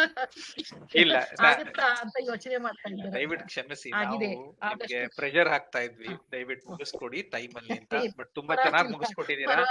ಇನ್ಫ್ಯಾಕ್ಟ್ ನಮಗೆ ಕಾಮೆಂಟ್ ಬಂದಿದೆ, ಅವ್ರನ್ನ ಬಿಡಿ, ಅವ್ರು ಮಾತಾಡ್ಲಿ, ನೀವು ಯಾಕೆ ಟೈಮ್ ಅವ್ರಿಗೆ ಜ್ಞಾಪಕ ಮಾಡ್ತೀರಾ ಅಂತ ನಮಗ್ ಬೈದಿದ್ದಾರೆ ಕೆಲವರು. ಅದನ್ನು ಒಪ್ಕೋತೀನಿ. ಇನ್ಫ್ಯಾಕ್ಟ್ ಬಂದಿರೋ ಕಾಂಪ್ಲಿಮೆಂಟ್ಸ್ ನೋಡಿದ್ರೆ ಬಹಳ ಜನಕ್ಕೆ ಬಹಳ ಇಷ್ಟ ಆಗಿದೆ. ತುಂಬಾ ಧನ್ಯವಾದಗಳು. ಅಫಿಷಿಯಲಿ ಆಮೇಲೆ ಅಧಿಕೃತವಾಗಿ ಆಮೇಲೆ ಧನ್ಯವಾದಗಳು ಬರುತ್ತೆ. ಈ ಬಿಸಿ ಮೂಮೆಂಟ್ ಅಲ್ಲಿ ಮೂಮೆಂಟ್ ಜನರು ತುಂಬಾ ಪ್ರಶ್ನೆಗಳಿದೆ. ಲಾಸ್ಟಲ್ಲಿ ಬರುತ್ತೆ ಮೇಡಮ್. ಅದನ್ನ ಕೇಳಿ, ಪ್ರಶ್ನೆಗಳಿದೆ ಅದನ್ನ ಕೇಳಿ. ಪ್ರಶ್ನೆಗಳಿದೆ. ಒಂದ್ ಸ್ವಲ್ಪ ಕ್ವಿಕ್ ಫೈರ್ ರೌಂಡ್ ಮಾಡೋಣ, ಯಾಕಂದ್ರೆ ತುಂಬಾ ಜನ ತುಂಬಾ ಪ್ರಶ್ನೆ ಇದೆ. ಇಫ್ ಯು ಡೋಂಟ್ ಮೈಂಡ್, ನಾನು ಕೇಳ್ಕೊಂಡು ಹೋಗ್ತೀನಿ, ನೀವು ಉತ್ತರ ಕೊಟ್ಕೊಂಡು ಏನು ತೊಂದ್ರೆ ಇಲ್ಲ, ಏನು ತೊಂದ್ರೆ ಇಲ್ಲ. ಮೊದಲನೇ ಪ್ರಶ್ನೆ, ಈಗ ನೀವು ವಿಡಿಯೋ ಮಾಡಿದೀವಿ ನಾವ್ ಇದನ್ನ, ನೀವು ಮಾಡಿರೋದನ್ನ ನಾವು ಇದನ್ನ ಹಂಚ್ಕೋಬಹುದಾ? ತುಂಬಾ ಜನ ಕೇಳ್ತಾ ಇದಾರೆ. ಈ ವೆಬ್ಸೈಟ್ ಲಿಸ್ಟ್ ಗಳೆಲ್ಲ ಹೋಗ್ಬಿಟ್ಟಿದೆ, ನಮಗಿಲ್ಲ ಪ್ರೆಸೆಂಟೇಶನ್ ಹಂಚ್ಕೋತೀರಾ ಅಥವಾ ವಿಡಿಯೋ ಹಂಚ್ಕೋತೀರಾ ಅಂತ. ನಿಮ್ಮ ಅನುಮತಿ ಇದ್ರೆ ನೀವ್ ಈಗಲೇ ಉತ್ತರ ಕೊಡ್ಬೇಕಾಗಿಲ್ಲ, ನಿಮ್ನ ಕೇಳಿದೀವಿ. ಏನು ತೊಂದ್ರೆ ಇಲ್ಲ, ವಿಡಿಯೋ ಹಂಚಿ. ಇದು ಉಪಯೋಗ ಆಗೋಂಗಿದ್ರೆ ಎಲ್ಲರೂ ಖಂಡಿತ ವಿಡಿಯೋ ಹಂಚಿ, ಏನು ತೊಂದ್ರೆ ಇಲ್ಲ. ಮೊದಲನೇದು. ಎರಡನೇ ಪ್ರಶ್ನೆ, ಪ್ರಕಾಶ್ ಅವ್ರು ಕೇಳಿದ್ದಾರೆ, ಮಕ್ಕಳಿಗೆ ಬೇಗ ಕಾನ್ಸಂಟ್ರೇಷನ್ ಹೊಟ್ಟೋಗ್ಬಿಡುತ್ತೆ, 10 ನಿಮಿಷ 15 ನಿಮಿಷಕ್ಕಿಂತ ಜಾಸ್ತಿ ಅವ್ರನ್ನ ಹಿಡಿದಿಟ್ಕೊಳ್ಳೋದು ಕಷ್ಟ. ಇದಕ್ಕೆ ನಿಮಗೆ ನೀವು ಹೇಳಿರೋದೆಲ್ಲ ಅದಕ್ಕೆ ಪೂರಕವಾಗಿ ಅದನ್ನ ಹೇಗೆ ಅಡ್ರೆಸ್ ಮಾಡ್ಬೇಕು ಅಂತ ಹೇಳಿದಿರಾ. ಸಂಕ್ಷಿಪ್ತವಾಗಿ ಅದನ್ನ ಹೇಗೆ best ways of keeping their attention, short ಆಗಿ ಏನಾದ್ರು ಹೇಳ್ಬೋದಾ? ಚಟುವಟಿಕೆಗಳು ಅವ್ರಿಗೆ 15 ನಿಮಿಷದಿಂದ 20 ನಿಮಿಷಕ್ಕಿಂತ ಜಾಸ್ತಿ ಅವ್ರ ಅಟೆನ್ಷನ್ ಸ್ಪ್ಯಾನ್ ಇರಲ್ಲ. ಒಂದೊಂದು ಚಟುವಟಿಕೆ ಮಾತ್ರ ಅವ್ರಿಗೆ ಸಿಲೆಬಸ್ ಹೈಯರ್ ಲೆವೆಲ್ ಇದ್ದಂಗೆ ಜಾಸ್ತಿನೂ ಇರಲ್ಲ. ಒಂದೊಂದು ಕಾನ್ಸೆಪ್ಟ್ ಮಾತ್ರ, ಸ್ಮಾಲ್ ಕಾನ್ಸೆಪ್ಟ್, ನಮಗ್ ಅದೇನೂ ಅಲ್ಲ ನಮ್ ಲೆವೆಲ್ಗೆ, ಆ ಮಕ್ಳಿಗೆ ಅದೇ ಗ್ರೇಟ್. ಆದ್ರಿಂದ ಸಣ್ಣ ಪುಟ್ಟ ಚಟುವಟಿಕೆನೇ ಅವ್ರನ್ನ ಹಿಡಿದಿಡೋದು, ಆಕ್ಟಿವಿಟಿನೇ ಅವ್ರು ಹಿಡಿದಿಡೋದು. ಪ್ರತಿಯೊಂದು ಸಣ್ಣದು ಪ್ರತಿಯೊಂದಕ್ಕೂ ಅವ್ರ ಆಕ್ಟಿವಿಟಿನ ಮಾಡಿಸ್ಬೇಕು. ಚಟುವಟಿಕೆ ಮುಖಾಂತರ ನೀವು ಮಾಡಿಸಿದ್ರೆ ಮಾತ್ರ ತುಂಬಾ ಚೆನ್ನಾಗಿ ಇಫೆಕ್ಟಿವ್ ಆಗಿ ಪಾಠ ಮಾಡಕ್ಕೆ ಸಾಧ್ಯ ಆಗುತ್ತೆ. ಆಗ್ಲಿ ಮೇಡಮ್. ಇನ್ನೊಂದು ಪ್ರಶ್ನೆ, ಅನಿತಾ ಅನ್ನೋರು, ಇದು ಸರ್ಕಾರಿ ಶಾಲೆಗಳಲ್ಲಿ ಇಷ್ಟು ರಿಸೋರ್ಸಸ್ ಇರುತ್ತೋ ಇಲ್ವೋ ಎಲ್ಲ ಸಲ ಹೇಳಕ್ ಆಗೋದಿಲ್ಲ. ಇದರಲ್ಲಿ ಕೆಲವುದು ಯಾವ್ದಾದ್ರು ಟೂಲ್ ಗಳನ್ನ ನಾವು ಸರ್ಕಾರಿ ಶಾಲೆ ಅಂತ ಎನ್ವೈರನ್ಮೆಂಟ್ ಅಲ್ಲಿ ಬೋಧನೆಗೆ ಬಳಸಬಹುದು. Can you use some of this tools for teaching in a less resource environment? ಸಾಧ್ಯನಾ ಏನಾದ್ರು? Are there any tips? ಸರ್ಕಾರದ ಕಡೆಯಿಂದನೂ TSCRT ಕೂಡ ತುಂಬಾನೇ ಪ್ರಯತ್ನ ಪಡ್ತಾ ಇದೆ ಸರ್ಕಾರಿ ಶಾಲೆಗಳಿಗೆ ಇದನ್ನೆಲ್ಲ ನಾವು ಈ ಒಂದು ಸೌಲಭ್ಯಗಳನ್ನ ಒದಗಿಸ್ಬೇಕು ಅಂತ. ಆದ್ರೆ ಮನಸ್ಸಿದ್ದರೆ ಮಾರ್ಗ ಅಂತ ಹೇಳ್ತೀನಿ ನಾನು ಯಾವಾಗ್ಲೂ ಅಷ್ಟೇ. ಮನಸ್ಸಿದ್ರೆ ಮಾರ್ಗ, ಸರಳವಾಗಾದ್ರೂ ನೀವು ಈ ಟೂಲ್ಸ್ ನೆಲ್ಲ ಉಪಯೋಗಿಸ್ಕೊಳ್ದೆ ಹೋದ್ರು ನಾನು ಹೇಳ್ದಂಗೆ ಆ ಮಕ್ಕಳ ಕೈಯಲ್ಲಿ ಬರ್ಸಿ ಆ ಮಾನಿಟರ್ ಮುಂದೆ ಹಿಂಗ್ ತೋರ್ಸಕ್ ಹೇಳ್ಬೋದು. ಆಯ್ತಾ? ಆ ಚಟುವಟಿಕೆ ಮಾಡಿ ನೀನ್ ಮೊದ್ಲೇ ನನ್ಗ ಆ ಪೇಪರ್ನ ಬರ್ದ್ಬಿಡು ನೀನೊಂದು ಅಂತ ರೆಡಿ ಮನಸ್ಸಿದ್ರೆ ನಂಗೆ ಬೇಕಾದಷ್ಟು ಮಾರ್ಗಗಳಿದೆ ಅಂತ ಅನ್ಸುತ್ತೆ. ಶಿಕ್ಷಕರು ಅವರ ಮಕ್ಕಳಿಗೆ ಏನ್ ಬೇಕಾಗಿದೆ, ಅವರ ಸೌಲಭ್ಯಗಳ ಮಿತಿ ಏನು ಅಂತ ತಿಳ್ಕೊಂಡ್ರೆ ಅದಕ್ಕೆ ತಕ್ಕಂಗೆ ಅವ್ರು ನಿಜವಾಗ್ಲೂ ಚಟುವಟಿಕೆಗಳನ್ನ, ಅವ್ರು ನಿಜವಾಗ್ಲೂ ಬೇರೆ ಬೇರೆ ರೀತಿಯಾದ ಅನುಭವವನ್ನ ಕೊಡೋದಕ್ಕೆ ಪ್ರಯತ್ನ ಪಡಬಹುದು. ಇದೇ ಸಂದರ್ಭದಲ್ಲಿ ಅದೇ ನೀವು ಮುಂದೆ ವರ್ಕ್ಶಾಪ್ ಅಥವಾ ಕ್ಲಾಸಸ್ ನಡೆಸೋಂಗಿದ್ರೆ ಅದಕ್ಕೆ ಟೀಚರ್ಸ್ ಬಂದ್ರೆ ಇದ್ರ ಬಗ್ಗೆ ಯೋಚಿಸಬಹುದು ಅಂತ ಹೇಳಲಿಕ್ಕೆ ಇಷ್ಟಪಡ್ತೇನೆ. ಫೀಡ್ಬ್ಯಾಕ್ ಫಾರ್ಮ್ ದಯವಿಟ್ಟು ನಿಮ್ಮ ಆಸಕ್ತಿನ ವ್ಯಕ್ತಪಡಿಸಿದ್ರೆ ಅದನ್ನ ನೋಡ್ಬೋದು. ಇನ್ನು 2 ಪ್ರಶ್ನೆ ಬೇಗ ಕೇಳಿ ಮುಂದಕ್ಕೆ ಹೋಗೋಣ ಅಂತ. ತುಂಬಾ ಪ್ರಶ್ನೆಗಳಿದೆ. ಒಂದು ಏನ್ ಹೇಳಿದ್ದಾರೆ ಅಂತ ಹೇಳಿದ್ರೆ, ಈಗ ಸೈನ್ಸ್ ಅಂಡ್ ಮ್ಯಾಥ್ ಗೆ ಸ್ಪೆಸಿಫಿಕ್ ಆಗಿ ಪ್ರಾಕ್ಟಿಕಲ್ ಆಗಿ ಯೂಸ್ ಮಾಡಕ್ಕಾಗುವಂತ, ನೀವಾಗ್ಲೇ ಹೇಳಿದ್ರಿ ಕಹೂತ್ ಮ್ಯಾಥಮೆಟಿಕ್ಸ್ ಆಗುತ್ತೆ ಅಂತ. ಸೈನ್ಸ್ ಅಂಡ್ ಮ್ಯಾಥ್ ಗೆ ಸ್ಪೆಸಿಫಿಕ್ ಆಗಿ ಯಾವ್ದಾದ್ರು ಟೂಲ್ ಗಳಿದೆಯಾ? How can kids learn science and math in a practical setting ಅಂತ ನಿಮ್ಗೆ ಅಡ್ವೈಸ್ ಇದೆಯಾ? Very good. ಸೈನ್ಸ್ ಅಲ್ಲಿ ಸ್ಪೆಷಲಿ ನಮಗೆ ಎಕ್ಸ್ಪೆರಿಮೆಂಟ್ಸ್ ಜಾಸ್ತಿ, ಡಯಾಗ್ರಾಮ್ಸ್ ಜಾಸ್ತಿ, ನಮಗ್ ಗೊತ್ತಿದೆ ಅಲ್ವಾ? ಇನ್ಸ್ಟ್ರೂಮೆಂಟ್ಸ್ ಅವೆಲ್ಲ ಇದು ಎಕ್ಸ್ಪೆರಿಮೆಂಟ್. ವರ್ಚುವಲ್ ಎಕ್ಸ್ಪೆರಿಮೆಂಟ್ಸ್ ಎಲ್ಲಾನು ಸಣ್ಣ ಪುಟ್ ಕಾನ್ಸೆಪ್ಟ್, ಒಂದು ಸೋಲಾರ್ ಎಕ್ಲಿಪ್ಸ್ ಆಗಿರ್ಬೋದು, ಒಂದು light travelling in a straight line ಆಗಿರ್ಬೋದು, ಇಂತ ಸಣ್ಣ ವಿಡಿಯೋಗಳನ್ನ ಖಾನ್ ಅಕಾಡೆಮಿ ಅವರು ಸಾಕಷ್ಟು ಸಾವಿರಾರು ಹಾಕಿದ್ದಾರೆ. Across the world it is used free of cost. ಅದಕ್ಕೇನು ನಾವು ದುಡ್ಡು ಕೊಡ್ಬೇಕಾಗಿಲ್ಲ. ಆಯ್ತಾ? ಅದನ್ನ ಆ ವಿಡಿಯೋನ ಡೌನ್ಲೋಡ್ ಮಾಡ್ಕೊಂಡು ವಿದ್ಯಾರ್ಥಿಗಳಿಗೆ ತೋರಿಸಿದ್ರೆ ಸಾಕು, ಅಷ್ಟು ಚೆನ್ನಾಗಿ ಆ ವಿಡಿಯೋ ಇದೆ, ಉಪಯೋಗಿಸ್ಕೋಬಹುದು. ಸಂತೋಷ. ಆಮೇಲೆ ನಾನು ಹೇಳಿ ಒಂದ್ ನಿಮಿಷ, ನಮ್ಮಲ್ಲಿ ಈ ವೆಬ್ಸೈಟ್ ಇದು ಲಿಂಕ್ಗಳು ಅಥವಾ ಈ ರಿಸೋರ್ಸಸ್ ಬಗ್ಗೆ ನಾವೆಲ್ಲ ಒಂದು ಗ್ರೂಪ್ ಮಾಡಿ ಸಬ್ಜೆಕ್ಟ್ ವೈಸ್ ಕೊಡೋದಕ್ಕೆ ಪ್ರಯತ್ನನೂ ಪಡ್ಬೋದು. ಖಂಡಿತ ಮೇಡಮ್, ಮಾಡೋಣ, ಆ ಕೆಲಸ ಮಾಡೋಣ. ಡಾಕ್ಟರ್ ಭಾರತಿ ಗಣೇಶ್ವರ್ ಒಂದು ಪ್ರಶ್ನೆ ಕೇಳಿದ್ದಾರೆ. ಇದನ್ನ ನೀವ್ ಎಲ್ಲಾದ್ರೂ ಈ ಐಡಿಯಾಗಳನ್ನೆಲ್ಲ ಪಬ್ಲಿಷ್ ಮಾಡಿದಿರಾ? ಯಾವ್ದಾದ್ರು ಒಂದು ಆರ್ಟಿಕಲ್ ಇದೆಯಾ, ನಾವು ಓದ್ಕೊಂಡು ತಿಳ್ಕೊಬಹುದಾ ಅದನ್ನ ಅಂತಾನು ಕೇಳಿದ್ದಾರೆ. More academic oriented question. ಈ ಆನ್ಲೈನ್ ಬರೀ ಇತ್ತೀಚೆಗೆ 1 ವರ್ಷದಿಂದ ಇದು ಆದ್ರಿಂದ ಇದ್ರ ಬಗ್ಗೆ ಮಲ್ಟಿಮೀಡಿಯಾದ್ರ ಬಗ್ಗೆ ನಾನು ಬೇಕಾದಷ್ಟು ಆರ್ಟಿಕಲ್ಸ್ ಮಾಡಿದೀನಿ. ಆದ್ರೆ ಆನ್ಲೈನ್ ಟೀಚಿಂಗ್ ಈ ಎಲ್ಲಾ ಟೂಲ್ಸ್ ನ ಉಪಯೋಗಿಸ್ಕೊಂಡು ಏನು ಆರ್ಟಿಕಲ್ ಬರ್ದಿಲ್ಲ. ಆದ್ರೆ ಅದ್ರ ಬಗ್ಗೆ ಪ್ರಯತ್ನ ಅಂತೂ ಪಡ್ತಾ ಇದ್ದೀನಿ. ಇನ್ನು ಯಾವ್ದು ಪಬ್ಲಿಷ್ ಆಗಿಲ್ಲ. ಆಗ್ಲಿ ಮೇಡಮ್, ಆಯ್ತು. ಇನ್ನೊಂದು ನನ್ನ ಕಡೆ ಇನ್ನೊಂದು ಪ್ರಶ್ನೆ ಇದೆ. ಎಷ್ಟೋ ಜನ ಟೀಚರ್ಸ್ಗೆ ಹೈಯರ್ ಎಜುಕೇಶನ್ ನಾನು ಕೇಳಿದ್ದೇನೆ, ಇವಾಗ ಖಂಡಿತ. ಎಲ್ಲ ಬೇಕಾದಷ್ಟು ಮೂಕ್ ಅಂತೀವಲ್ಲ, ಓಪನ್ ಕೋರ್ಸಸ್, ಇವಾಗ ಯುಡೆಮಿ ಇರ್ಬೋದು ಅಥವಾ ಕೋರ್ಸೆರಾ ಇರ್ಬೋದು, ಹೀಗೆಲ್ಲ ಆಗಿ ಟೀಚರ್ಸ್ ಗಳಿಗೆ ಮಕ್ಕಳುಗಳು ಬೇರೆದನ್ನ ಕಲ್ತು ಬರ್ತಾರೆ, ನಾವ್ ಮಾಡೋದ್ರಲ್ಲಿ ಏನ್ ವ್ಯತ್ಯಾಸ ಇದೆ ಅಂತ ಕೆಲವರಿಗಿದೆ ಅಂತ ನಾನು ಕೇಳ್ಪಟ್ಟಿದ್ದೇನೆ. ಆದ್ರೆ ಅವರಿಗೆ ಮಕ್ಕಳ ಜೊತೆ ಇರೋ ಸಂಬಂಧ ಆನ್ಲೈನ್ ಅಲ್ಲಿ ಇರೋ ಯಾವ್ದೋ ಕೋರ್ಸ್ ಜೊತೆ ಇರಲ್ಲ. ಅದನ್ನ ಅವ್ರು ಹೇಗೆ ಲೆವರೇಜ್ ಮಾಡ್ಬೋದು ಅಂತ ಒಂಚೂರು ಎಲಾಬ್ರೇಟ್ ಮಾಡ್ತೀರಾ? ನೋಡಿ, ಮೂಕ್ ಕೋರ್ಸಸ್ ನಮಗೆ ಸರ್ಫೇಸ್ ಲೆವೆಲ್ ನಾಲೆಡ್ಜ್ ಅನ್ನ ಕೊಡುತ್ತೆ, ಪ್ರಾಕ್ಟಿಕಲ್ ನಾಲೆಡ್ಜ್ ಕೊಡಲ್ಲ. ಪ್ರಾಕ್ಟಿಕಲ್ ನಾಲೆಡ್ಜ್ ಅನ್ನೋದು ನಮಗೆ ಪಾಠ ಮಾಡಕ್ ಶುರು ಮಾಡಿದ ಮೊದಲೇ ದಿನನೇ ನಮಗ್ ಸಿಗಲ್ಲ. ನನ್ನ ಪ್ರಕಾರ ನಾವು ಪ್ರತಿದಿನಾನು ವಿದ್ಯಾರ್ಥಿಗಳಿಗೆ ನೋಡ್ತಾ ಹೋದಾಗ, ಅವರ ಅಗತ್ಯತೆಯನ್ನ ತಿಳ್ಕೊಳ್ತಾ ಹೋದಾಗ ನಮ್ಗೆ ಯಾವ್ದು ಮಾಡಿದ್ರೆ ನನ್ನ ಮಗುಗೆ ಉತ್ತಮ, ನನ್ನ ಸ್ಟೂಡೆಂಟ್ಗೆ ಉತ್ತಮ ಅಂತ ನಾನು ಯೋಚನೆ ಮಾಡ್ಬೇಕಾಗತ್ತೆ. ನಾವು ಇದು ಇಲ್ಲ, ಅವರು ಮೂಕ್ ಕೋರ್ಸಸ್ ಮಾಡ್ಬಿಟ್ಟಿದ್ದಾರೆ, ಅಥವಾ ಇವಾಗ ನಮ್ಮ ಅಸಂಪ್ಷನ್ಸ್ ಇದೆ ನೋಡಿ, ಆ ಅಸಂಪ್ಷನ್ಸ್ ನಾವು ಕಿತ್ತಾಕ್ಬೇಕು ನಮ್ಮಲ್ಲಿ. ಅವ್ರಿಗೆ ಏನೇ ತಿಳ್ಕೊಂಡಿದ್ರು ನಾನು ಅದಕ್ಕಿಂತ ಬೇರೆಯದೇ ಭಿನ್ನವಾದ ರೀತಿಯಲ್ಲಿ ನಾನು ಅವರಿಗೆ ವಿಚಾರವನ್ನು ಕೊಡೋಕೆ ಪ್ರಯತ್ನ ಪಡ್ತೀನಿ.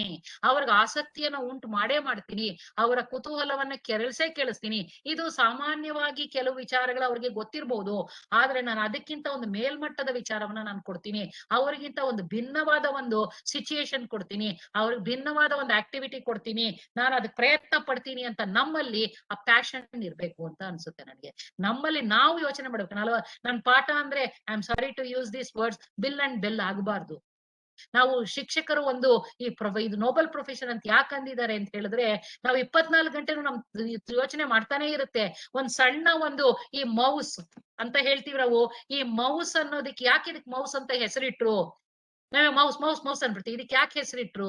ಅಥವಾ ಕ್ಲೌಡ್ ಅಂತೀವಿ, ಕ್ಲೌಡ್ ಟೆಕ್ನಾಲಜಿ ಅಂತೀವಿ, ಆ ಕ್ಲೌಡ್ ಟೆಕ್ನಾಲಜಿ ಅಂತ ಯಾಕೆ ಇಟ್ರು ಅಂತ ಪ್ರತಿಯೊಂದರ ಬಗ್ಗೆನು ಇದನ್ನ ಯಾಕೆ ಗ್ಲಾಸ್ ಅಂತಾನೆ ಯಾಕೆ ಕರೆದ್ರು ಅಲ್ವಾ? ಈ ತರ ನಾವೊಂದ್ ಸ್ವಲ್ಪ ಯೋಚನೆ ಮಾಡ್ತಾ ಬಂದ್ರೆ ನಮಗೆ ಹಲವಾರು ವಿಚಾರಗಳು ನಮಗೆ ಹೊಳೆಯುತ್ತೆ. ಅದನ್ನ ಉಪಯೋಗಿಸ್ಕೊಂಡು ಅವ್ರು ಹೇಳ್ತಾ ಹೋದಾಗ ಪ್ರತಿಯೊಂದು ವಿದ್ಯಾರ್ಥಿ ಅವನಿಗೆ ಗೊತ್ತಿಲ್ದೆ ಹೋಗ್ಲಿ, ಅವನಿಗೆ ಬೇರೆ ಒಂದು ಏನೋ ಒಂದು ಹೊಸ ವಿಚಾರ, ಹೊಸ ಐಡಿಯಾ ಕೊಡುತ್ತೆ, ಹೊಸ ದಿಕ್ಕು ಕೊಡುತ್ತೆ ಅವನಿಗೆ ಯೋಚನೆ ಮಾಡೋದಕ್ಕೆ ಅಂತ ನನಗನ್ಸುತ್ತೆ. ಆದ್ರಿಂದ ಅಸಂಪ್ಷನ್ ಬೇಡ. ನಾವು ನಮ್ಮನ್ನ ನೋಡಿ ಬೇರೆಯವರು ಹಂಗೆ ಅನ್ಕೋತಾರೆ, ಮೇಡಮ್ಗೆಲ್ಲ ಗೊತ್ತಿದೆ, ನಾವಿನ್ನೇನ್ ಹೇಳೋದು ಅಂತ. ಇಲ್ಲ, ನಾನು ಕಲಿಯೋಳೆ, ನನಗೂ ಎಲ್ಲಾ ವಿಚಾರಗಳು ಗೊತ್ತಿರಲ್ಲ ಅಲ್ವಾ? ನನಗ್ ಗೊತ್ತಿರೋದು ನನ್ನ ಏರಿಯಾದಲ್ಲಿ, ಬೇರೆ ಏರಿಯಾದಲ್ಲಿ ನನಗ್ ಗೊತ್ತಿಲ್ಲದೆ ಇರ್ಬೋದು ಅಲ್ವಾ? ಕಲಿಯೋದಕ್ಕೆ ನಾವು ಯಾವಾಗ್ಲೂ ನಮ್ಮ ಪಂಚೇಂದ್ರಿಯಗಳನ್ನ ಯಾವಾಗ್ಲೂ ಓಪನ್ ಆಗಿ ಇಟ್ಕೋಬೇಕು ಅಂತ ನಾನು ಯಾವಾಗ್ಲೂ ನನ್ನ ವಿದ್ಯಾರ್ಥಿಗಳಿಗೆ ಹೇಳ್ತಾ ಇದ್ದೇನೆ. ಯಾವಾಗ್ಲೂ ಯಾವಾಗ ಯಾವ ವಿಚಾರ ನಮ್ಗೆ ಹೊಸದಾಗಿ ಕಾಣಿಸುತ್ತೋ ಗೊತ್ತಿಲ್ಲ. ಆದ್ರಿಂದ ನಾವು ನಮ್ಮ ಪ್ಯಾಷನ್ ಅನ್ನ ಮುಂದುವರಿಸ್ಕೊಂಡು ನಮ್ಮ ಪಂಚೇಂದ್ರಿಯಗಳನ್ನ ಯಾವಾಗ್ಲೂ ಓಪನ್ ಆಗಿ ಇಟ್ಕೊಂಡಿದ್ರೆ ನಮಗೆ ಸಾಕಷ್ಟು ಹೊಸ ವಿಚಾರಗಳು ಬರುತ್ತೆ. ಆ ಹೊಸ ವಿಚಾರಗಳಿಂದ ನಾವು ಕಲಿಸೋದಕ್ಕೆ ಪ್ರಯತ್ನ ಪಡಬಹುದೇನೋ ವಿದ್ಯಾರ್ಥಿಗಳು, ಯಾವುದೇ ಲೆವೆಲ್ ಆದ್ರೂ ಆಗ್ಲಿ ನಾವು ಕಲಿಸ್ಬೋದು ಅಂತ ನಂಗೆ ಅನ್ಸುತ್ತೆ. ಧನ್ಯವಾದಗಳು ಮೇಡಮ್. ಸುಮಾರು ಪ್ರಶ್ನೆಗಳನ್ನೆಲ್ಲ ಕವರ್ ಮಾಡಿದೀವಿ, ಮಿಕ್ಕಿದೆಲ್ಲ ಪ್ರಶ್ನೆಗಳಲ್ಲಿ ಓವರ್ಲ್ಯಾಪ್ ಇದೆ. ಆದ್ರಿಂದ ಎಲ್ಲರಿಗೂ ಅವ್ರಿಗೆ ಏನ್ ಬೇಕಿತ್ತು ಅಂತ ತಿಳಿಸಿದೀವಿ ಅನ್ಕೊಳ್ಳೋಣ. ಇನ್ನೇನಾದ್ರೂ ಪ್ರಶ್ನೆ ಇದ್ರೆ ನಾವು ಫೀಡ್ಬ್ಯಾಕ್ ಅಲ್ಲಿ ಮತ್ತೆ ಅವ್ರಿಗೆ ಉತ್ತರ ಬರಿತೀವಿ, ನಿಮ್ಮ ಹತ್ರ ಕೇಳಿ ಬರಿತೀವಿ, ಅಕಸ್ಮಾತ್ ನಮ್ಗೆ ಏನು ಗೊತ್ತಿಲ್ಲ ಅಂದ್ರೆ. ಅಷ್ಟನ್ ಹೇಳಿ ಈಗ ಡಾಕ್ಟರ್ ಪದ್ಮಜಾ ಅವ್ರನ್ನ ಅಧಿಕೃತವಾಗಿ ನಿಮಗೆ ಧನ್ಯವಾದಗಳನ್ನು ತಿಳಿಸೋದಕ್ಕೆ ಬಂದವ್ರಿಗೆಲ್ಲ ಧನ್ಯವಾದ ತಿಳಿಸಕ್ಕೆ ಹೇಳ್ಕೊತೀನಿ. ಡಾಕ್ಟರ್ ಪದ್ಮಜಾ ಅವರು ನಮ್ಮ ಮಾತೃವೇದಿಕೆಯ ಕಾರ್ಯದರ್ಶಿ, ಸೆಕ್ರೆಟರಿ ಆಫ್ ಮಾತೃವೇದಿಕೆಯ ಸ್ವಾಕ್.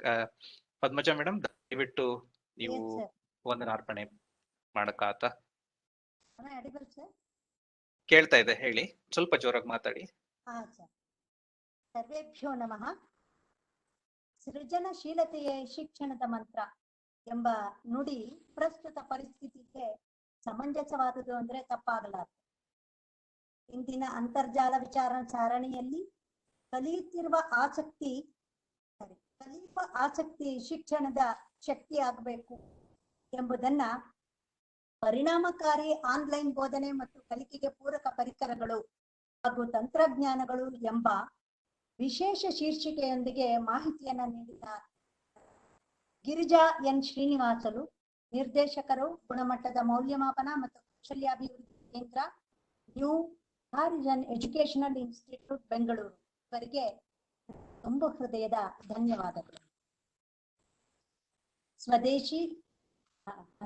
ಸ್ವದೇಶಿ ವಿಜ್ಞಾನ ಆಂದೋಲನ ಕರ್ನಾಟಕ ಇದರ ಪ್ರಧಾನ ಪೋಷಕರಾದಂತಹ ಪ್ರೊಫೆಸರ್ KI ವಾಸು ಅವರಿಗೆ ನನ್ನ ಅನಂತ ವಂದನೆಗಳು. ಸ್ವದೇಶಿ ವಿಜ್ಞಾನ ಆಂದೋಲನದ ಅಧ್ಯಕ್ಷರಾದಂತಹ ಕ್ಯಾಪ್ಟನ್ ಗಣೇಶ್ ಕಾರ್ಣಿಕ್ ರವರಿಗೆ ಹೃತ್ಪೂರ್ವಕ ಧನ್ಯವಾದಗಳು. ಹಾಗೂ ಡಾಕ್ಟರ್ ಸಿ ರೇಣುಕಾ ಪ್ರಸಾದ್ ಕಾರ್ಯಾಧ್ಯಕ್ಷರು ಸ್ವದೇಶಿ ವಿಜ್ಞಾನ ಆಂದೋಲನ ಇವರಿಗೂ ಸಹ ತುಂಬು ಹೃದಯದ ಧನ್ಯವಾದಗಳು. ರಮೇಶ್ ಹೆಚ್ ಪ್ರಧಾನ ಕಾರ್ಯದರ್ಶಿಗಳು ಸ್ವದೇಶಿ ವಿಜ್ಞಾನ ಆಂದೋಲನ ಇವರಿಗೂ ಸಹ ನನ್ನ ವಂದನೆಗಳನ್ನು ಸಲ್ಲಿಸುತ್ತೇನೆ. ಖಜಾಂಚಿ ಮತ್ತು ಮಾತೃವೇದಿಕೆಯ ಅಧ್ಯಕ್ಷರೂ ಆಗಿರುವ ಡಾಕ್ಟರ್ YS ಗಾಯತ್ರಿ ಅವರಿಗೆ ನನ್ನ ಹೃತ್ಪೂರ್ವಕ ಧನ್ಯವಾದಗಳು. ಸ್ವದೇಶಿ ವಿಜ್ಞಾನ ಆಂದೋಲನ ಕರ್ನಾಟಕದ ಜಿಲ್ಲಾ ಘಟಕಗಳ ಪದಾಧಿಕಾರಿಗಳು ಮತ್ತು ಆಜೀವ ಸದಸ್ಯರುಗಳಿಗೂ ಸಹ ತುಂಬು ಹೃದಯದ ಧನ್ಯವಾದಗಳನ್ನು ಸಲ್ಲಿಸಲು ಇಚ್ಛಿಸುತ್ತೇನೆ. ವಿಚಾರ ಸಂಕಿರಣದಲ್ಲಿ ಭಾಗವಹಿಸಿದ ಎಲ್ಲ ಪ್ರತಿನಿಧಿಗಳಿಗೂ ಕೂಡ ಧನ್ಯವಾದಗಳನ್ನು ಅರ್ಪಿಸುತ್ತೇನೆ. ಕೊನೆಯದಾಗಿ ಈ ಕಾರ್ಯಕ್ರಮವು ಯಶಸ್ವಿಯಾಗಲು ಸಹಕಾರ ನೀಡಿದ ಎಲ್ಲ ಸದಸ್ಯರುಗಳಿಗೂ ಸಹ ಹೃತ್ಪೂರ್ವಕ ವಂದನೆಗಳನ್ನು ತಿಳಿಸುತ್ತಾ ವಿರಮಿಸುತ್ತೇನೆ. ಧನ್ಯವಾದಗಳು ಮೇಡಮ್. ಧನ್ಯವಾದಗಳು. ಧನ್ಯವಾದಗಳು. ನಾನು ಈ ಕಡೆ ಹೇಳಿ ನಿಮ್ಮ madam, ಧನ್ಯವಾದಗಳನ್ನ ಕೇಳ್ತಾ ಈ ಕಡೆ ನಾನು ಚಾಟ್ ಅಲ್ಲಿ ನೋಡ್ತಾ ಇದ್ದೆ. ಈವನ್ ಚೆನ್ನೈಯಿಂದ ಕೂಡ ತಮಿಳ್ನಾಡು ಇಂದ ಕೂಡ ಪಾರ್ಟಿಸಿಪೇಟ್ಸ್ ಇದಾರೆ. ನಿಮ್ಮಲ್ಲಿ ಮೆಂಬರ್ಸ್ ಇದಾರಾ ಅಂತ ನೋಡ್ತಾ ಇದ್ದೆ ನಾನು. Yes, ಇದಾರೆ madam. ಮೇಡಮ್, ಸುಮಾರು ಎಲ್ಲ We ಕಡೆ have ಇದ್ದಾರೆ. ಹೇಳಿ one ರಮೇಶ್. ನಿಮಿಷ ನಾನು ಮಾತಾಡ್ತೀನಿ. Okay madam, we have units in all over India and ನಮ್ಮ ಪಾರ್ಟಿಸಿಪೇಷನ್ಸ್ ಹೇಗಿರ್ತಾರೆ ಅಂತ ಹೇಳಿದ್ರೆ ಥ್ರೋಟ್ ಇಂಡಿಯಾ ಇವತ್ತು ಪಾರ್ಟಿಸಿಪೇಷನ್ ಇದ್ದಾರೆ. ಇವನ್ we have participation from Punjab, Hugar ಅಂತ ಇದ್ದಾರೆ, ಪಂಜಾಬ್ ಬಂದಿದ್ದಾರೆ. ಸೊ ತಮಿಳ್ನಾಡಿಂದ ಬಹಳ ಜನ ಇದ್ದಾರೆ. ಆಲ್ ಓವರ್ ಇಂಡಿಯಾದಿಂದ ಪಾರ್ಟಿಸಿಪೇಷನ್ಸ್ ಇದೆ. ಎಸ್ ಹೌದು, ಮೇಡಮ್. ನಾನು ಓಕೆ ಅದೇ ಇಲ್ಲಿ ನೋಡ್ತಾ ಇದ್ದೀನಿ. ಕೆಲವರು ಅಡ್ರೆಸ್ ನೋಡ್ತಾ ಇದ್ದಾಗ ನನಗೆ ಅನ್ನಿಸ್ತು ಎಲ್ಲ ತುಂಬಾ ಕಡೆಯಿಂದ ಪಾರ್ಟಿಸಿಪೆಂಟ್ಸ್ ಇದ್ದಾರೆ. Yes, madam. Yes, very nice. every conference. This is an important topic and everybody is interested. Let's see if there's interest, we'll go ahead with more of this kind of training or something. Yeah, ನನಗದು ತುಂಬಾ ಸಂತೋಷ ಆಯ್ತು. ಇದು ಉಪಯೋಗ ಆದ್ರೆ ಅವ್ರಿಗೆಲ್ಲ ನನ್ನಷ್ಟು ಸಂತೋಷಿ ಇನ್ಯಾರು ಇರಲ್ವೇನೋ ಅಂತ ಅನ್ನಿಸ್ತು ನಂಗೆ. ನಿಜವಾಗ್ಲೂ ನಮಗೂ ಅದೇ ಇದು ಸಂತೋಷ. ಉಪಯೋಗ ಆದ್ರೆ ಸಾಕು. ವಿಡಿಯೋ ಶೇರ್ ಮಾಡಿ ಅವ್ರ ಹತ್ರ. ನೀವು ಏನು ತೊಂದ್ರೆ ಇದ್ ಮಾಡ್ಕೊಬಿಡಿ ಆಯ್ತಾ. 1% ಅವ್ರಿಗೆ ಉಪಯೋಗ ಆಗೋಂಗಿದ್ರೆ ಇದರಿಂದ ವೈ ನಾಟ್ ಅಂತ ಅನ್ನಿಸ್ತು ನನಗೆ. ವಿಡಿಯೋ ಶೇರ್ ಮಾಡಿ. ನೀವು ಲಾಸ್ಟ್ ಟೈಮ್ ಯೂಟ್ಯೂಬ್ ಅಲ್ಲಿ ಹಾಕಿದ್ರಲ್ಲ, ಅದು ತುಂಬಾ ಜನ ನೋಡಿದ್ರಂತೆ. ನನಗೆ ಆಮೇಲೆ ಬರ್ತಾ ಇರತ್ತೆ ಕೆಲವರು, ನಾವು ನೋಡಿದ್ವಿ, ನಮಗಿದು ಹೀಗೆ ಉಪಯೋಗ ಆಯ್ತು, ಹಾಗೆ ಉಪಯೋಗ ಆಯ್ತು ಅಂತ. ಆದ್ರಿಂದ ನೀವು ಶೇರ್ ಮಾಡ್ಬೋದು, ಯೂಟ್ಯೂಬ್ ಅಲ್ಲಿ ಹಾಕ್ಬೋದು ಅಂತ ಅನ್ನಿಸ್ತು. ಏನು ತೊಂದ್ರೆ ಇಲ್ಲ. ಲಾಸ್ಟ್ ಟೈಮ್ ತರನೇ ಯೂಟ್ಯೂಬ್ ಅಲ್ಲಿ ಹಾಕ್ಬಿಡಿ. ಯಾರಿಗೆ ಅದರ ಉಪಯೋಗ ಆಗುತ್ತೋ ಅದನ್ನ ಉಪಯೋಗ ಪಡಿಸ್ಕೊಳ್ಳಿ. ಆಗ್ಲಿ ಮೇಡಮ್, ಸಂತೋಷ. ಖಂಡಿತ ಇನ್ನೇನಾದ್ರೂ ಸರ್ಟಿಫಿಕೇಟ್ಸ್ ಬಗ್ಗೆ ಹೇಳೋದಿತ್ತಾ? ಒಂದು ವಿಚಾರ, feedback form link is working. There's no problem at all. All the delegates you can fill, because we are already getting the filled by the people. Already certificates have been distributed to the sent it. ಮತ್ತೊಂದು ವಿಚಾರ ಹೇಳಬೇಕು ಅಂತ ಹೇಳಿದ್ರೆ, ಆಗ್ಲೇ ನಮ್ಮ introduction remarks ಅಲ್ಲಿ ಹೇಳುವಾಗ ನಮ್ಮ ಡಾಕ್ಟರ್ ಗಾಯತ್ರಿ ಮೇಡಮ್ ಹೇಳಿದ್ರು, ನಮ್ಮ 2 ಮೇಜರ್ ಇಂಪಾರ್ಟೆಂಟ್ ಪ್ರೋಗ್ರಾಮ್ಸ್, ಒಂದು ಕನ್ನಡ ವಿಜ್ಞಾನ ಸಮ್ಮೇಳನ, ಮತ್ತೊಂದು ರಾಷ್ಟ್ರೀಯ ಮಹಿಳಾ ವಿಜ್ಞಾನ ಸಮ್ಮೇಳನ ಅಂತ ಹೇಳ್ಬಿಟ್ಟು ಸೆಪ್ಟೆಂಬರ್ ತಿಂಗಳಲ್ಲೇ ಈ ವರ್ಷ 2021ರಲ್ಲಿ ಸೆಪ್ಟೆಂಬರ್ ತಿಂಗಳಲ್ಲಿ ನಮ್ಮ 16ನೇ ಕನ್ನಡ ವಿಜ್ಞಾನ ಸಮ್ಮೇಳನ, ಅಂದ್ರೆ ಇದು 16ನೇ ಕನ್ನಡ ವಿಜ್ಞಾನ ಸಮ್ಮೇಳನ ಆಗಿರುತ್ತದೆ. ಎಲ್ಲ ವಿಜ್ಞಾನದ ಆಯಾಮಗಳು, even physics, chemistry, mathematics, biological science, engineering sciences, ಮತ್ತೆ ಮೆಡಿಕಲ್ ಸೈನ್ಸಸ್, ಆಯುರ್ವೇದ, ಸಿದ್ಧ, ಯುನಾನಿ, ಇದಲ್ದೇ ಲಿಂಗ್ವಿಸ್ಟಿಕ್ ಸೈನ್ಸಸ್, ಮತ್ತು ಸೈಕಾಲಜಿಕಲ್ ಸೈನ್ಸಸ್, ಫಿಲಾಸಫಿಕಲ್ ಸೈನ್ಸಸ್, ಮತ್ತು ಹಾಗೆಯೇ ಕೌಟಿಲ್ಯಂ, ಮ್ಯಾನೇಜ್ಮೆಂಟ್, ಹಿಸ್ಟ್ರಿ, ಈ ರೀತಿಯಾದಂಥ ವೆರೈಟೀಸ್ ಆಫ್ ದ ಸಬ್ಜೆಕ್ಟ್ಸ್, ನಮ್ಮದು 12 ಡಿವಿಷನ್ಸ್ ಆಫ್ ದ ಸಬ್ಜೆಕ್ಟ್ಸ್ ನಾವು ಮಾಡಿದ್ದೀವಿ ಕನ್ನಡ ವಿಜ್ಞಾನ ಸಮ್ಮೇಳನದಲ್ಲಿ. It covers entire spectrum of the science and technology, not in the science and technology alone, all the subjects in the education, academic field, what ever the subjects are, it has been covered all the subjects Kannada ವಿಜ್ಞಾನ ಸಮ್ಮೇಳನದಲ್ಲಿ. ಪ್ರತಿಯೊಂದನ್ನು ನಾವು ನಿಮಗೆ ಏನು ನಮ್ಮ feedback ಫಾರ್ಮಲ್ಲಿ ಇಷ್ಟು ದಿನಗಳವರೆಗೂ ನಮ್ಮ ಕನ್ನಡ ವಿಜ್ಞಾನ ಸಮ್ಮೇಳನ ಇಷ್ಟು ವರ್ಷಗಳು ನಮ್ಮ ಆನ್ಲೈನ್ ಸೆಮಿನಾರ್ಸ್ಗಳಲ್ಲಿ ಭಾಗವಹಿಸಿದ್ದೀರಾ, ನಿಮ್ಗೆಲ್ರಿಗೂ ಇಮೇಲ್ ಮುಖಾಂತರವಾಗಿ ಆ ಒಂದು ಬ್ರೋಷರ್ನ ನಾವು ಕಳಿಸ್ಕೊಡ್ತೀವಿ. ಒಂದು ರೆಸ್ಟ್ರಿಕ್ಷನ್ಸ್ ಇರುತ್ತೆ ಈ ಕನ್ನಡ ವಿಜ್ಞಾನ ಸಮ್ಮೇಳನದಲ್ಲಿ. ನೀವು ಯಾವುದೇ ಒಂದು ಲೇಖನ, whatever the paper you have to present, we are giving a 3 optional. One is review, research and study papers. You can present the papers. There is no absolutely, there is no promotal for you people above 18 years. Anybody from any part of the country, they can participate and present the paper. We are trying to make this conference an online this year because of the COVID condition. Maximally, we are trying to conduct it online. The brochures will be sent to you, all the people. You can participate. One restriction is you have to speak everything in Kannada. ನಿಮ್ಮ ಪ್ರೆಸೆಂಟೇಷನಲ್ಲೂ ಸಹ ಕನ್ನಡದಲ್ಲೇ ಇರಬೇಕಾಗತ್ತೆ. Any male or female and even the students, research scholars, anybody can participate, but you have to present everything in Kannada. ಈ ಕನ್ನಡ ವಿಜ್ಞಾನ ಸಮ್ಮೇಳನದಲ್ಲಿ ಮಾಡ್ಕೊಬೇಕು ಬರುತ್ತೆ. ಇಲ್ಲಿ ನಿಮಗೆ ಅದೇ ರೀತಿಯಾಗಿ ಪ್ರತಿಯೊಂದು ಡಿವಿಷನ್ ಸರ್, ಏನು 12 ಡಿವಿಷನ್ಸ್ ನಾವು ಪಾರ್ಟಿಸಿಪೇಟ್ ಮಾಡಿದ್ದೀವಿ, ಆ ಒಂದು 12 ಡಿವಿಷನ್ಸ್ ಅಲ್ಲೂ ಪ್ರತಿಯೊಂದು ಡಿವಿಷನ್ಸ್ ಅಲ್ಲೂ we will be giving a 3 awards. One is best paper award, one is young scientist award, one is women scientist award. ಈ ರೀತಿಯಾಗಿ 3 awards ಅನ್ನು ನಾವು ಪ್ರತಿಯೊಂದು ಥೀಮ್ಗೆ ನಾವು selections of the jury selections ಮಾಡ್ತಾರೆ. ಆ ಸೆಲೆಕ್ಷನ್ಸ್ ಮುಖಾಂತರವಾಗಿ ನಾವು will going to announce and will give you the certificate and other things to you. That is a one thing. So ಮತ್ತೆ ಉಳಿದಂಥದ್ದು ಎರಡನೇದು ಸಮ್ಮೇಳನ ನಾವು ಮಾಡುವಂಥದ್ದು, it's a national women science congress. It is a national wide conference ಆಗಿರೋದ್ರಿಂದ will be allowing the papers to present in English, Devanagari, Kannada also, and you can present any language, Indian in these 3 languages. But illi baruವಂಥದ್ದು only women's. No males are allowed to present the papers in National Women's Science Congress. Males can be co-author. Males are not allowed to even to register the conference. It is only a purely women's science congress. Only the women can participate and women can present the papers.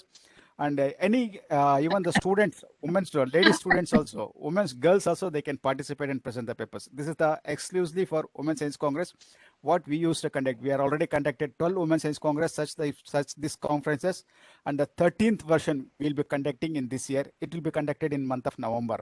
There are important dates we have selected for all these 2 conferences. One is September 15th. There's a Kannada Vignana Sammelana, which happens to be the birthday of Sir M. Visvesvaraya, who was a well-known, renowned engineer from Karnataka, and he is the first person Kannadiga to receive a Bharat Ratna on his birthday.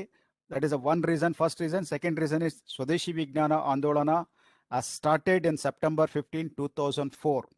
So that is our foundation day also. So we will be celebrating these 2 events in the memory of Kannada Vignana Sammelana.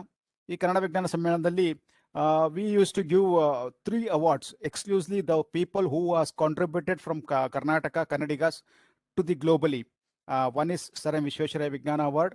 ಮತ್ತೊಂದು ಎರಡನೇದು ಭೀಮಸೇನ್ ಜೋಶಿ ಸಾಂಸ್ಕೃತಿಕ ವಿಜ್ಞಾನ award. Another one is Bharat Ratna CNR Rao ವಿಜ್ಞಾನ ಪುರಸ್ಕಾರ ಅಂತ ಹೇಳ್ಬಿಟ್ಟು. This 3 awards will be given.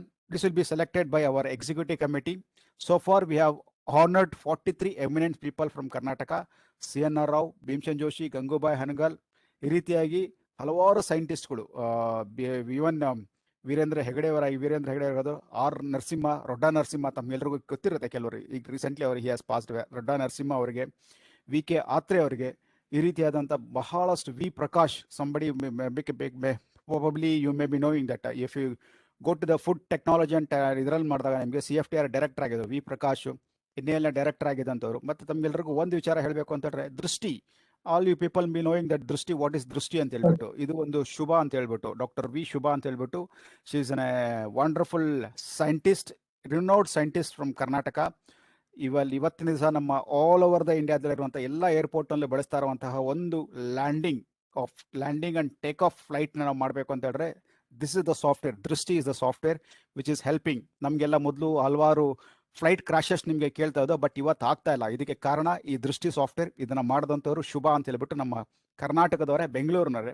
So ಅವರು ಸಹ she has also received one of the award, and now presently she is our vice president of ಸ್ವದೇಶಿ ವಿಜ್ಞಾನ ಆಂದೋಲನ ಕರ್ನಾಟಕ, ಡಾಕ್ಟರ್ ಶುಭ ಅವರು. ಸೊ ಈ ರೀತಿಯಾದಂಥ eminent peoples we have selected and we have honoured with all this 3 awards. ಮತ್ತೆ ಇದು women science congress ಬಂದಾಗ we use to celebrate November 7th. November 7th happens to be the Sir C.V. Raman's birthday. That is one thing. Second thing is Madam Mary Curie's birthday. Madam Mary Curie is the inspiration for all the women scientists, all the women members, and all the mothers in the country, because she happens to be the mother first, and she was a wife with her husband. She has got 1 Nobel Prize, and she herself has took another Nobel Prize. She has 2 Nobel Prize, and even her daughter got 1 Nobel Prize. Her family itself is a Nobel Prize family. So her inspiration is much more to the women members, women participation in the globe. So that is why we celebrated with this two eminent people with a National Women's Science Congress. We used to honor, one is C.V. Raman Mahila Vignana Puraskara and C.V. Raman Mahila Vignana Puraskara.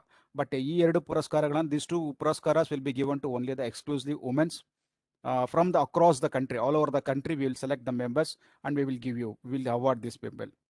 So this is our motto of our organization. Please be part of our organization. When we are filling the form, if you ask us, would you like to become a life member of Swadeshi Vijnanadana, there will be a class. If you say yes, our Dr. Umesh will send you the mail. All you people, along with a life membership application form, you can fill up the application form, and the mode of the making the payment of the one-time life membership form also will be, he will be giving all the details. You can become the member. Any part of the country, in our country, India, you can become a member. There is no problem at all. Definitely, we will be conducting many more such type of organized programs in the futures by virtually. I would like to thank NMIT, Ninte Meenakshi Institute of Technology, the staff of Civil Engineering Department, who has been supporting us from the whole of all the webinars with the technical support All of of 2021. Cisco WebEx. Especially, I would like to thank Dr. Bharti Ganesh, who has given us a platform for this. Thank you very much for all your people for listening our few words. And the Google Forms and feedback forms are already is there in the chat box. You can fill up. Shortly, we're going to end the call. Madam, thank you very much, Madam Girija Madam. ನಿಮ್ಮ ಹತ್ರ ಮಾಹಿತಿ ಬಹಳಷ್ಟು ವಿಚಾರಗಳನ್ನ ನಾವು ತಿಳ್ಕೊಂಡಿದ್ವಿ ಇವತ್ತಿನ ದಿವಸಗಳ. Mostly ಅದೇ ರೀತಿಯಾಗಿ ಹಲವಾರು ಇವತ್ತು ಪಾರ್ಟಿಸಿಪೇಟ್ ಮಾಡಿದಂಥ ಡೆಲಿಗೇಟ್ಸ್ ಹಲವಾರು ವಿಚಾರಗಳನ್ನ ತಿಳ್ಕೊಂಡಿದ್ದೀನಿ ಅಂತ ನಾನು ಭಾವಿಸ್ತೀನಿ. ಮತ್ತು ತಾವು ಹೇಳಿದಾಗೆ ಇದರಲ್ಲಿ ನಮ್ದು ವಾಟ್ಸಪ್ ಗ್ರೂಪ್ನ ಆಲ್ರೆಡಿ ಮಾಡಿದ್ದೀವಿ ಈ ಸೆಮಿನಾರ್ಗೋಸ್ಕರನೇ. ಯಾರ್ಯಾರು ಇದರಲ್ಲೇ ಕಂಟಿನ್ಯೂ ಆಗಿರ್ತಾರೆ, ಸೊ ಅವರ ಕ್ವಶನ್ಸ್ನ ನಾವು ಅವ್ರಿಗೂ ನಾವು ಸಹ ಇದರಲ್ಲಿ ಫೀಡ್ಬ್ಯಾಕ್ ಫಾರ್ಮ್ ಸಮೇತವಾಗಿ ಅಥವಾ ಬೇರೆ ರೀತಿಯ ಮಾಧ್ಯಮದಲ್ಲಿ ಅವ್ರೇನು ಫೀಡ್ಬ್ಯಾಕ್ ಕ್ವಶನ್ಸ್ ಕೇಳಿರ್ತಾರೆ ಅವ್ರಿಗೆ ನಾವು ಈ ಗೂಗಲ್ ವಾಟ್ಸಪ್ ಚಾಟ್ ಬಾಕ್ಸ್ ಮುಖಾಂತರವಾಗಿ ಅವ್ರಿಗೂ ಸಹ ಮೆಸೇಜಸ್ ನಾವು ಕಳಿಸ್ಲಿಕ್ಕೆ ಪ್ರಯತ್ನ ನಾವು ಮಾಡ್ತೀವಿ ಮೇಡಮ್, ಎಲ್ಲವನ್ನು ವಿಚಾರಗಳನ್ನ. ಮತ್ತೆ will be in touch to develop. Yes, ma'am. We will be in touch with you. Do so many programs as we have discussed psychology, other things.